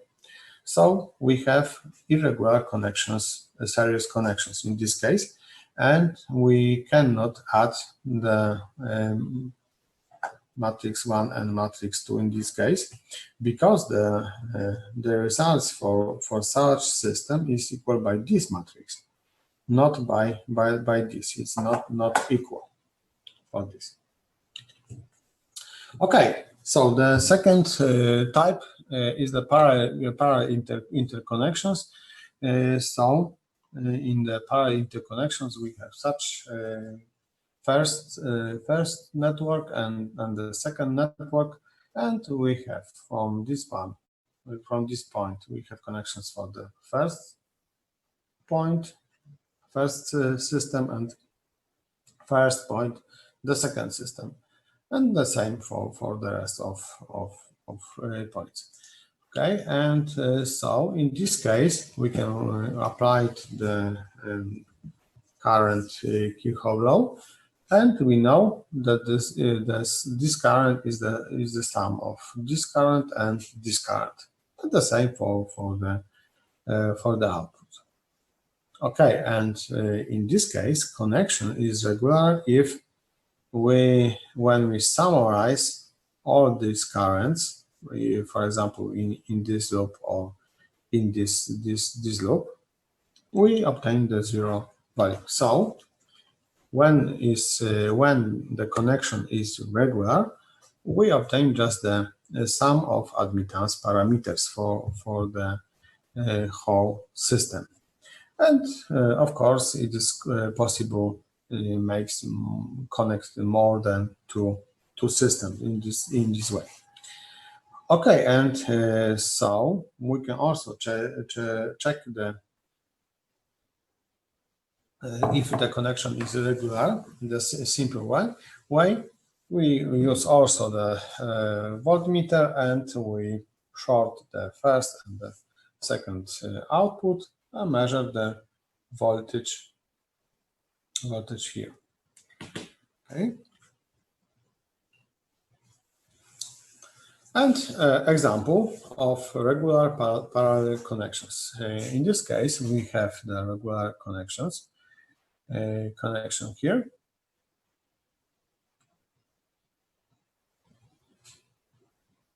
And for this, it is true that it is the sum of this. And when we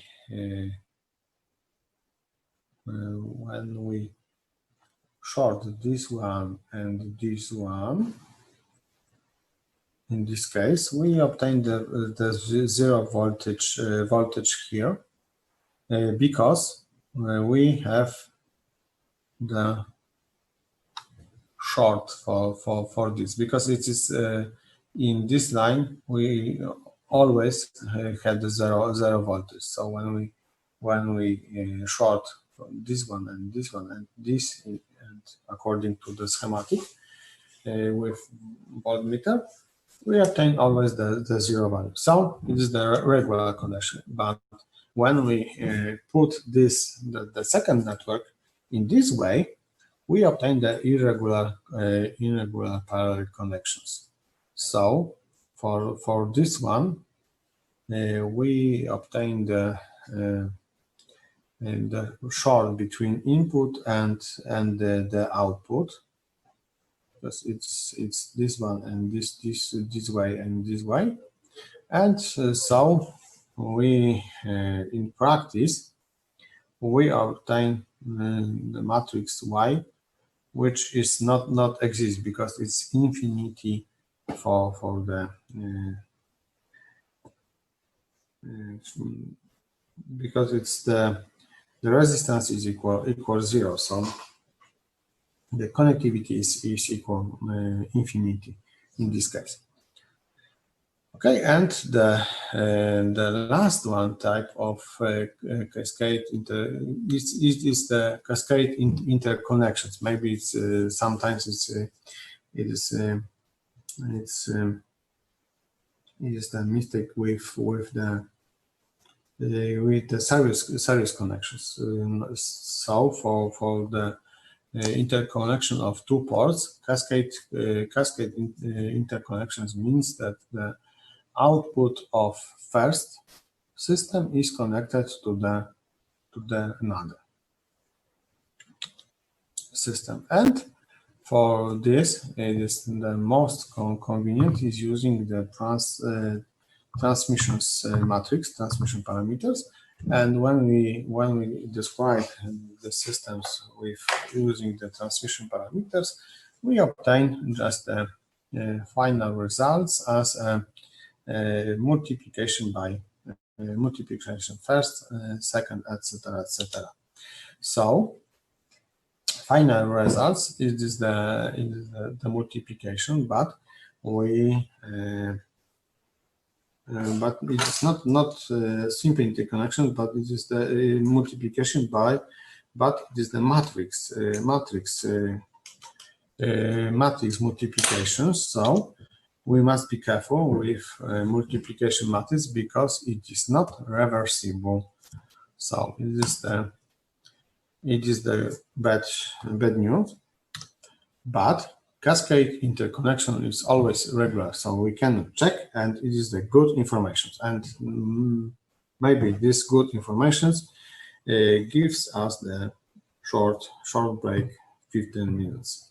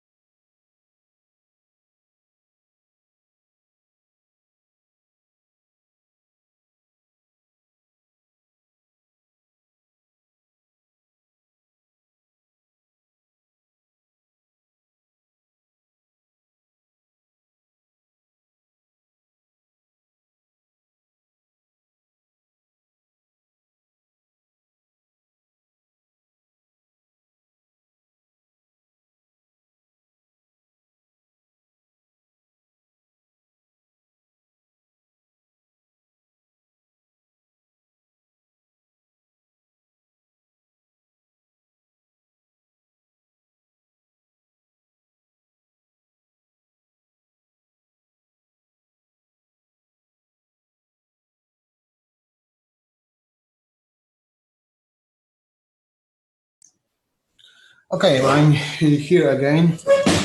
I passed through the empty hall in our university, so you cannot imagine how university can be said without you, without the students. It's terrible. But okay, so let's continue. Okay, so we know the type of interconnections now. So now we are talking about some properties of two-port network. So the first property is reciprocal of two-port networks. And what is mean? A two-port port is reciprocal if the response to excitation ratio is unchanged when the ports are interchanged. So we change the input with the output, but if the two-port network is reciprocal, the response to excitation ratio is the same. So it doesn't mean that we have the same value of excitation and response, but the ratio is unchanged.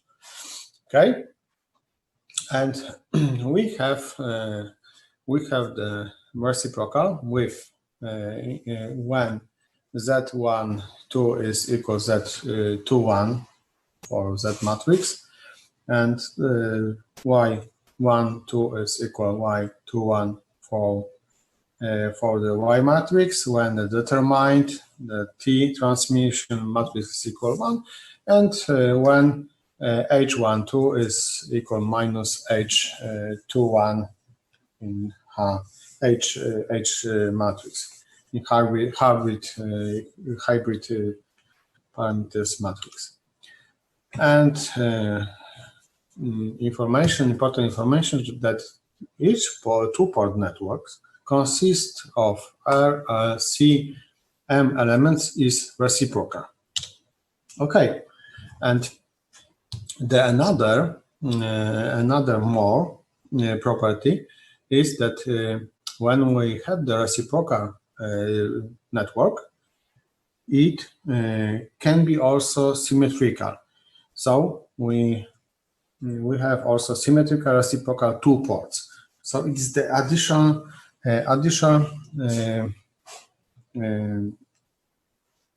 property of a reciprocal network.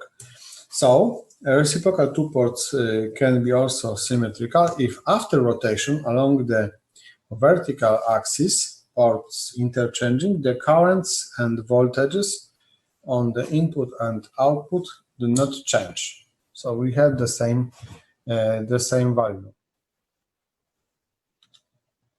And behind of equations for reciprocal, we have here the equations for symmetrical.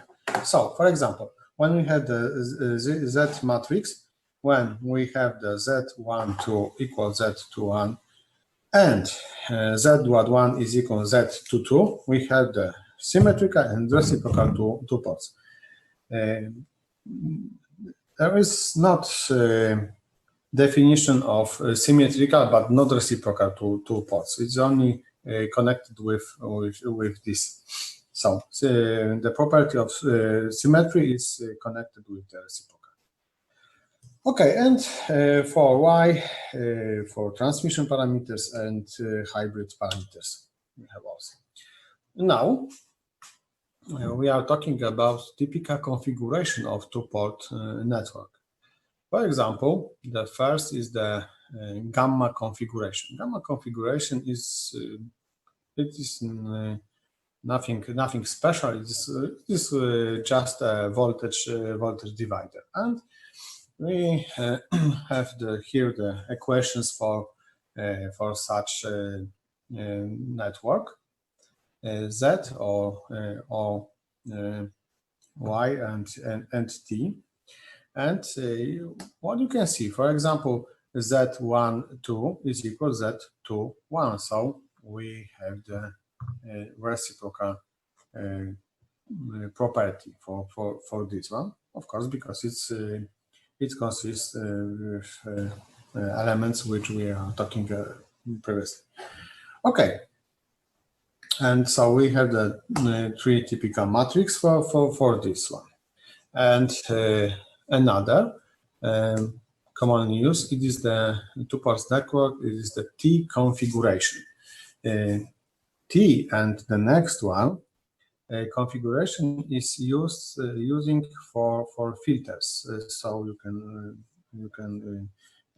can find T filters or P filters, and it is also using sometimes it's using to match the impedance between input and in the output. But we are talking in the next week more about this, about matching impedance. So the preferring matrix, so the simplest matrix for description of T configuration is Z matrix. So you can see. So if we have the Z1 equals Z3, we can notice that we have not only reciprocal, but also symmetrical network, because this one and this one is the same. So this is the symmetry for this one. For example, when here we Z1, we see that there is the same schema. So okay, and the second type of such configuration is the P configuration. As I said, it is also used for filters, and so this is the preferring matrix is in this case is Y matrix, because it is just the summary of impedance. But of course, it is also possible to use another matrix to describe it. And two-port networks, the bridge configuration, and the bridge configurations consist of 4 impedance, and it's maybe more complicated because we set here the M1 and 2, but of course it is also possible to calculate, especially, for example, by computer. So we have the equations for this one. And now we can also use a two-port network, for example, for describe the ideal transformer. So we have here the schema of these transformers, and we have here the transformer ratio, and it is but for this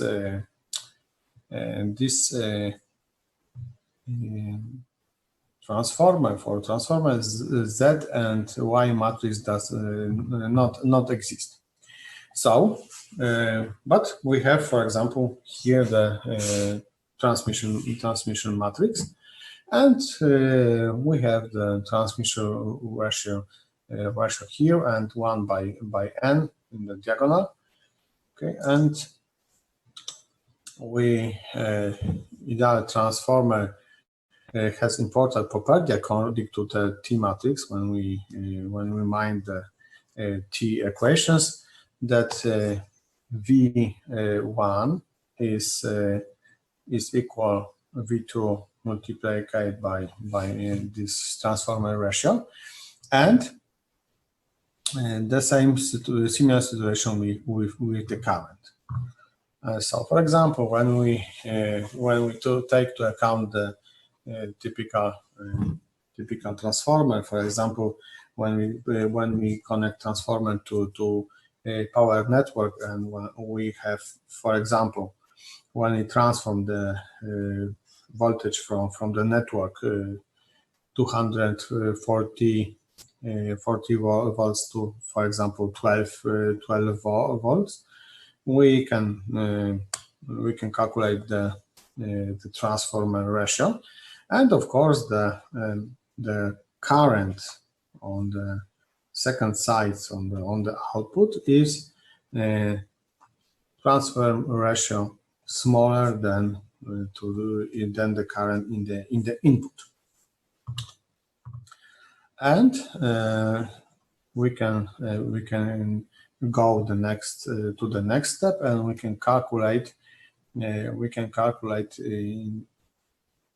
impedance which is seeing from the input. So when we connect to impedance load impedance to the transformer, we also have the transformation of impedance. So with the square of transformer ratio. So we have here the transformation. So we can use the transformer to matching the impedance, and it is commonly used in practice. For example, when we have the characteristic impedance, for example, the antenna, and we use such transformer for transform this impedance of antenna to, for example, for the characteristic impedance of the cable. So this is the very important thing of this. Okay, and we have also the very interesting element, maybe not element, but it is the device. It is the gyrator, and the gyrator is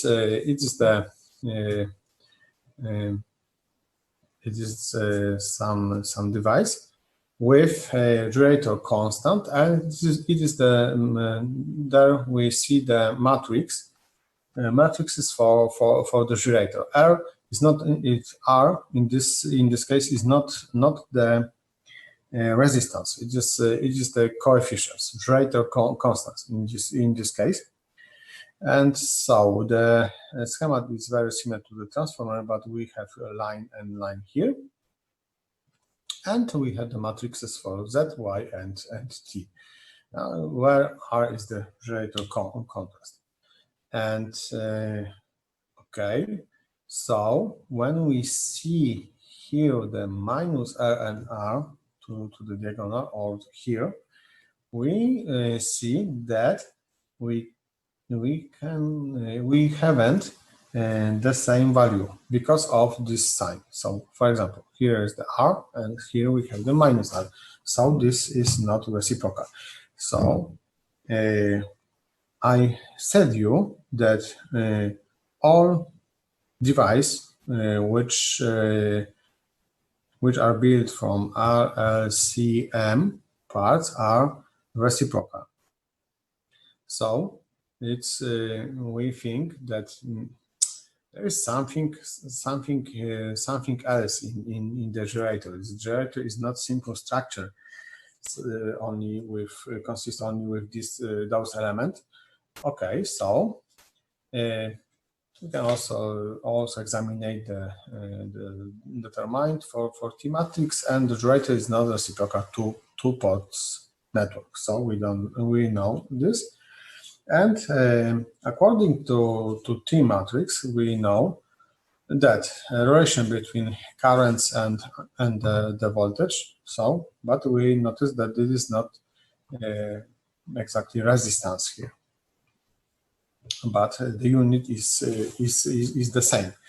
Okay, and so we have a very interesting property that input impedance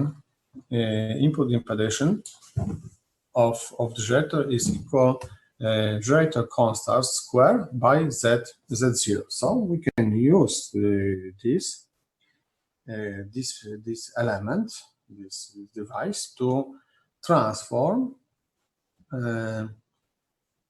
impedance, connected impedance to the output, to another impedance to the input. For example, when we connect the capacitor to the gyrator's output, we know that about the impedance of capacitors. It is 1 by omega c, j omega c, and when we calculate from these equations, we obtain interesting that such impedance, which we seeing from input, it is just omega c j omega c r square. So in this case, we know that such impedance it is characteristic for inductor, not for the capacitor.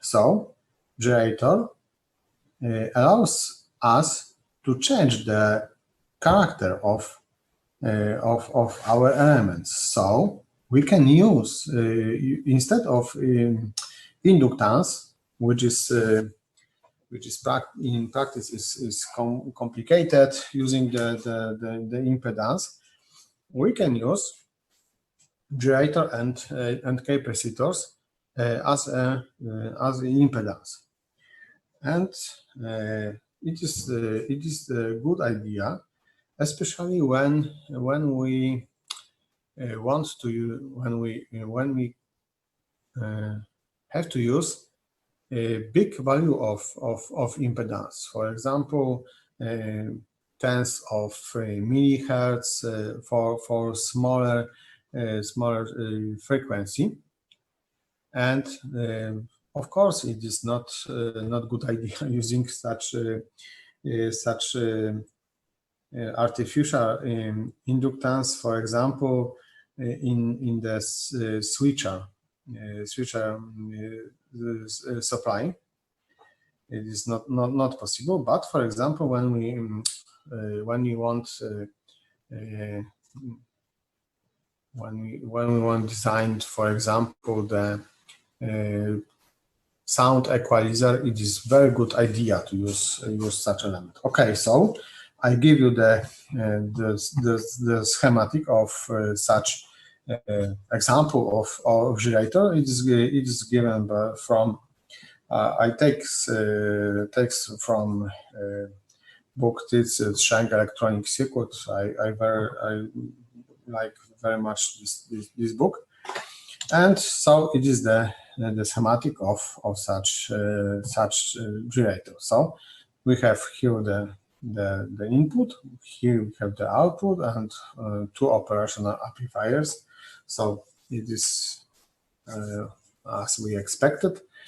We cannot hear only the resistance and capacitors, etc., but we have the active element. Okay, so we can involve the supply for this, and we have the resistance which is connected with the generator constants.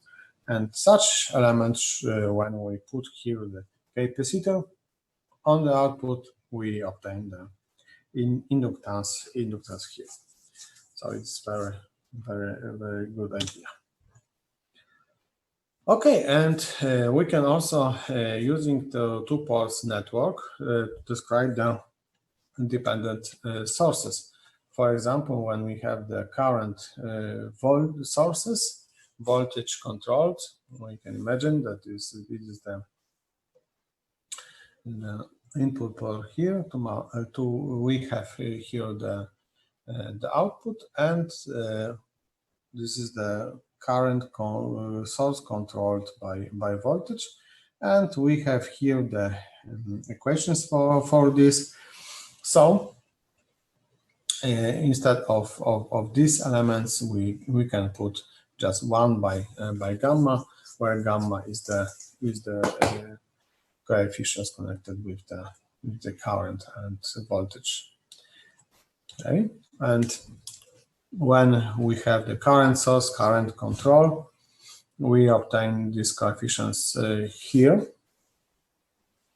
for T matrix, because it's the relation between two current, the second current and the first current, and so we can also build voltage source voltage controls. So for this case, in this case, we have here the coefficients connected with these sources, and the last one, voltage source current controlled,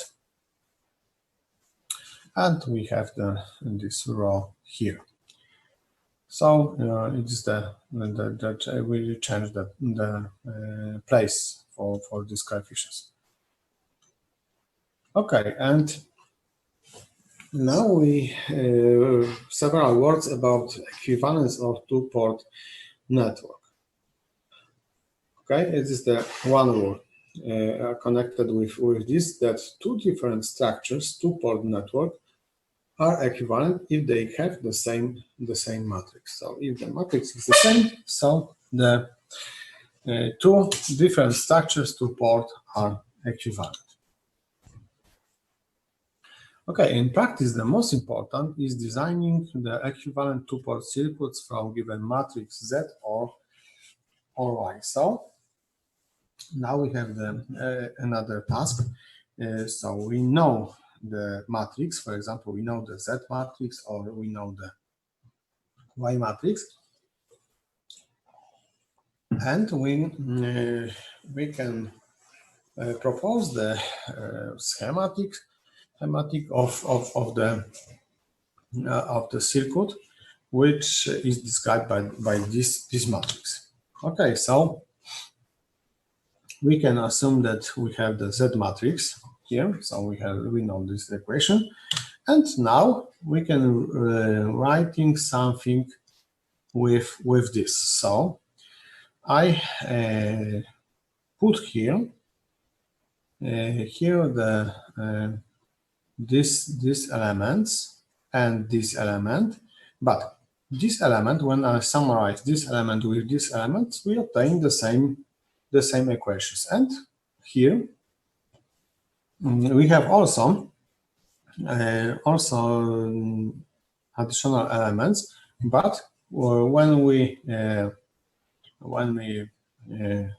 subtract on summarize, we obtain such value. Why we make this? Because from this one we obtain such structures, and when we see the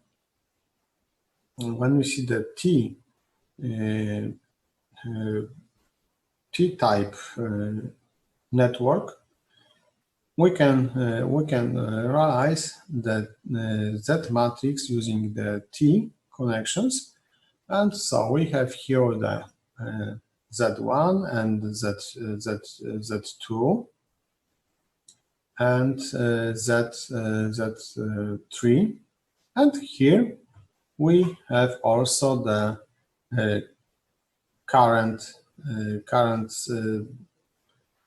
multiplication by this one. So we have here the voltage controlled voltage source.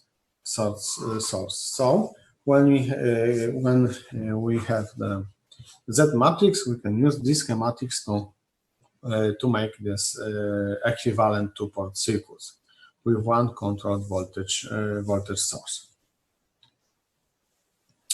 Okay, and now at the end we are talking about terminated two-port network, because it is very important, of course, the two-port network.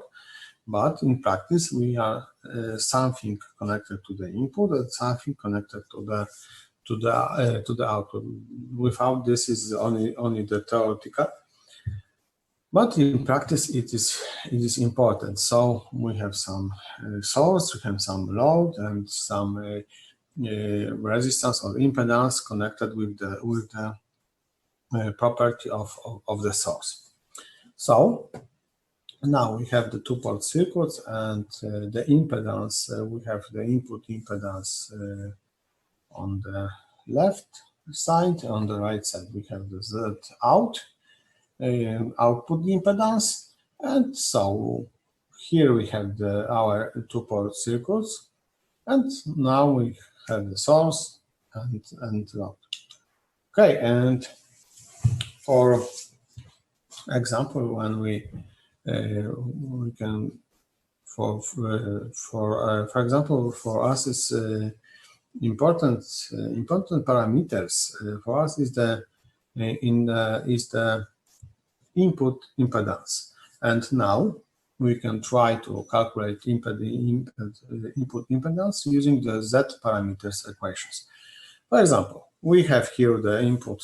We have here the matrix and the relations, and we know about the voltage connected with the output voltage and relation between output voltage and current, output current. So it is we know about this because at the beginning I give you a similar example of this, and so when we put instead of this V2, I remove that component Z2 to this one because it is connected with I2.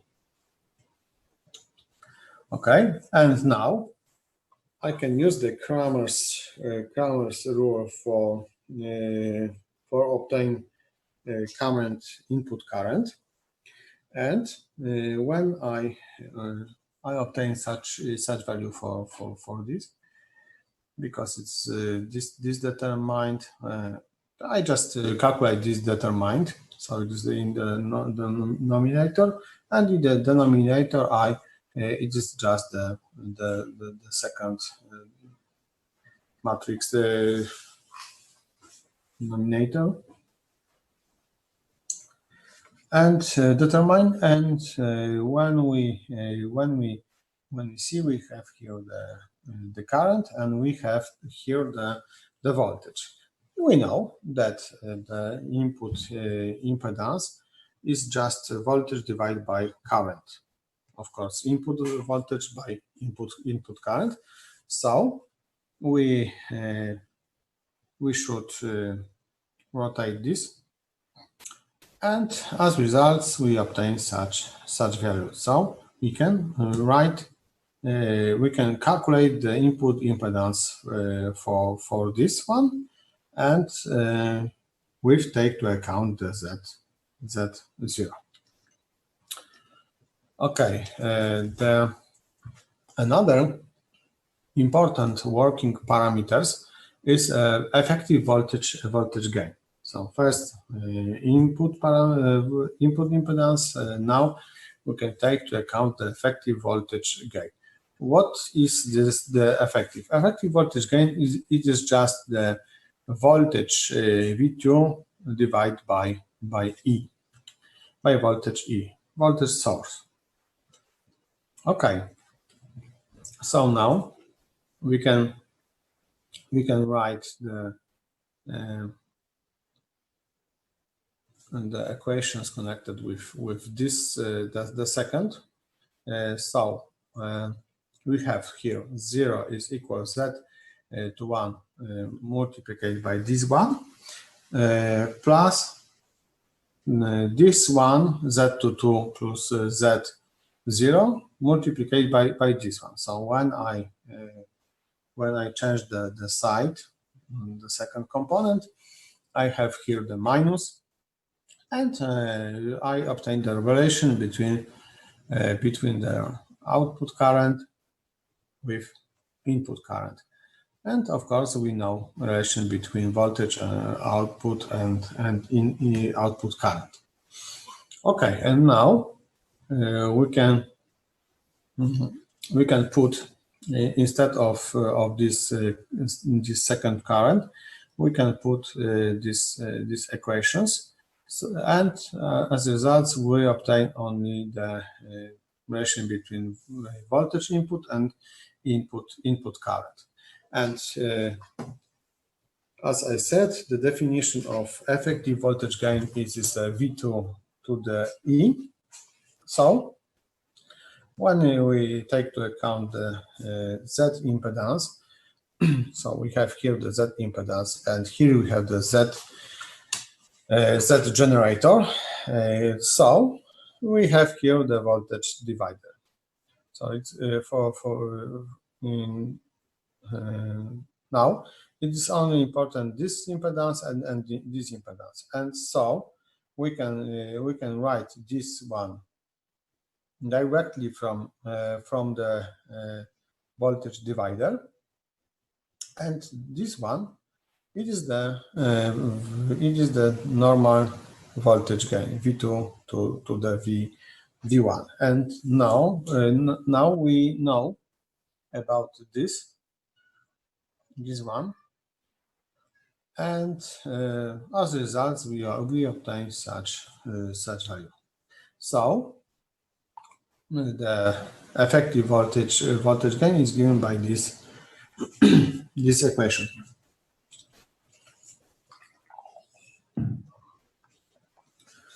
And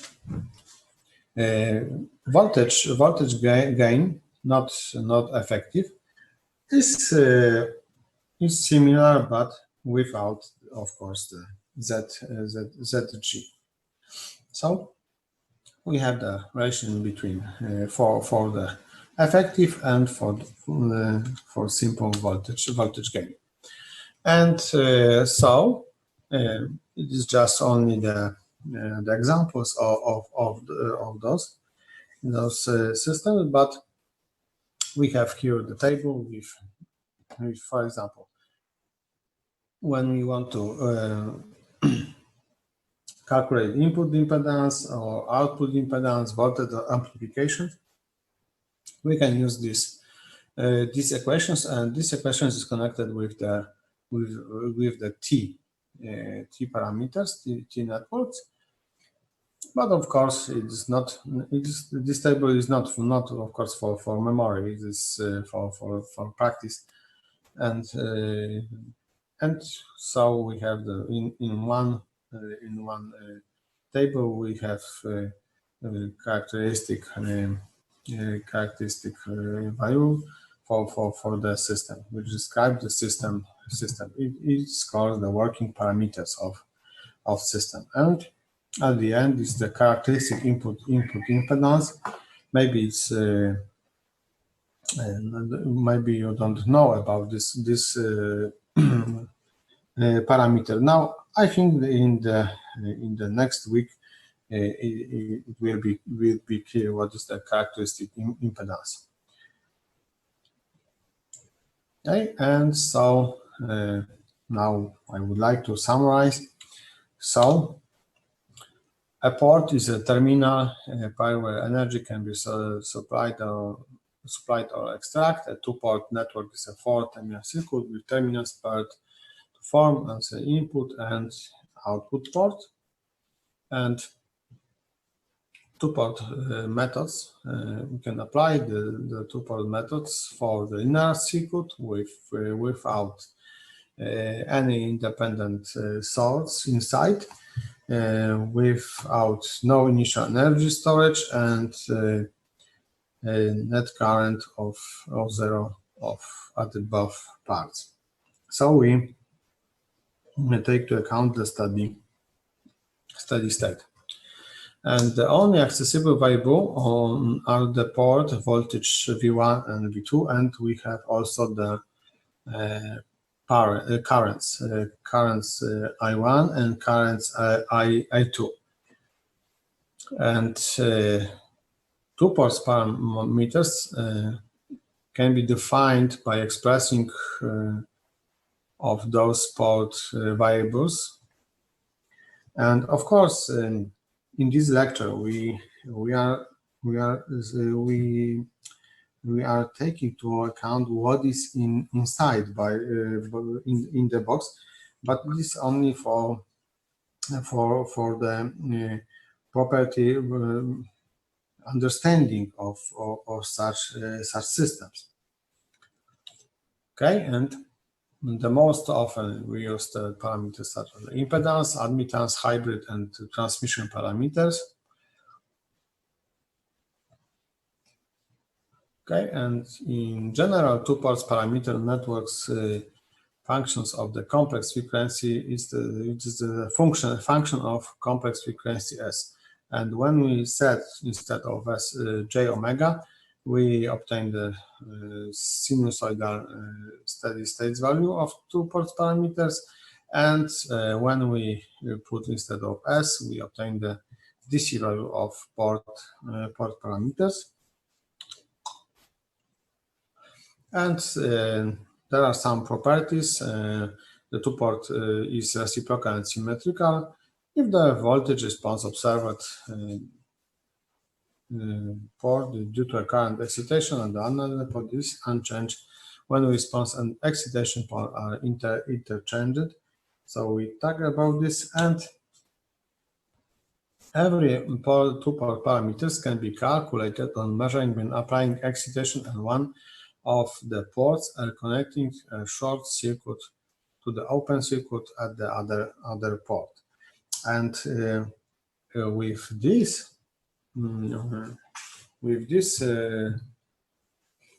one, it's not obviously in the practice, because sometimes we have the dependent sources in our network, but we cannot use the independent, of course, but dependent sources we can. And sometimes we can use the power supply for these elements, for example, for the generators, and making the short on the output or short in the input is not clear for the system, because we sometimes we can destroy when we make the short directly. What I thinking about? I think about that, for example, when we calculate parameters for example for one frequency or for the band, we can make short by capacitors, for example, not for just for the wire, because sometimes we should short only the AC alternating current, not for DC, because sometimes we can destroy such 2-port networks when we just short by wire. So it is not simply we can take to account this what we want to calculate, and choose the proper circuit closed. Okay, and so thank you, and some information. So I give you more information for explanation and the labs that in the laboratory instruction, instead of parameters A, B, and C, I use I11 to I22. So it is the same. It is the same. And what I said previously about short for this network, which we used in the laboratory, it's of course we make some safety networks, so we can short it and open it. It's not strange. Of course, I heard that you make its simulation, so this simulation is always safe. So I give you. I think it is the end of this lecture with this information. Maybe is important. It will be important for you. And another information. So we have three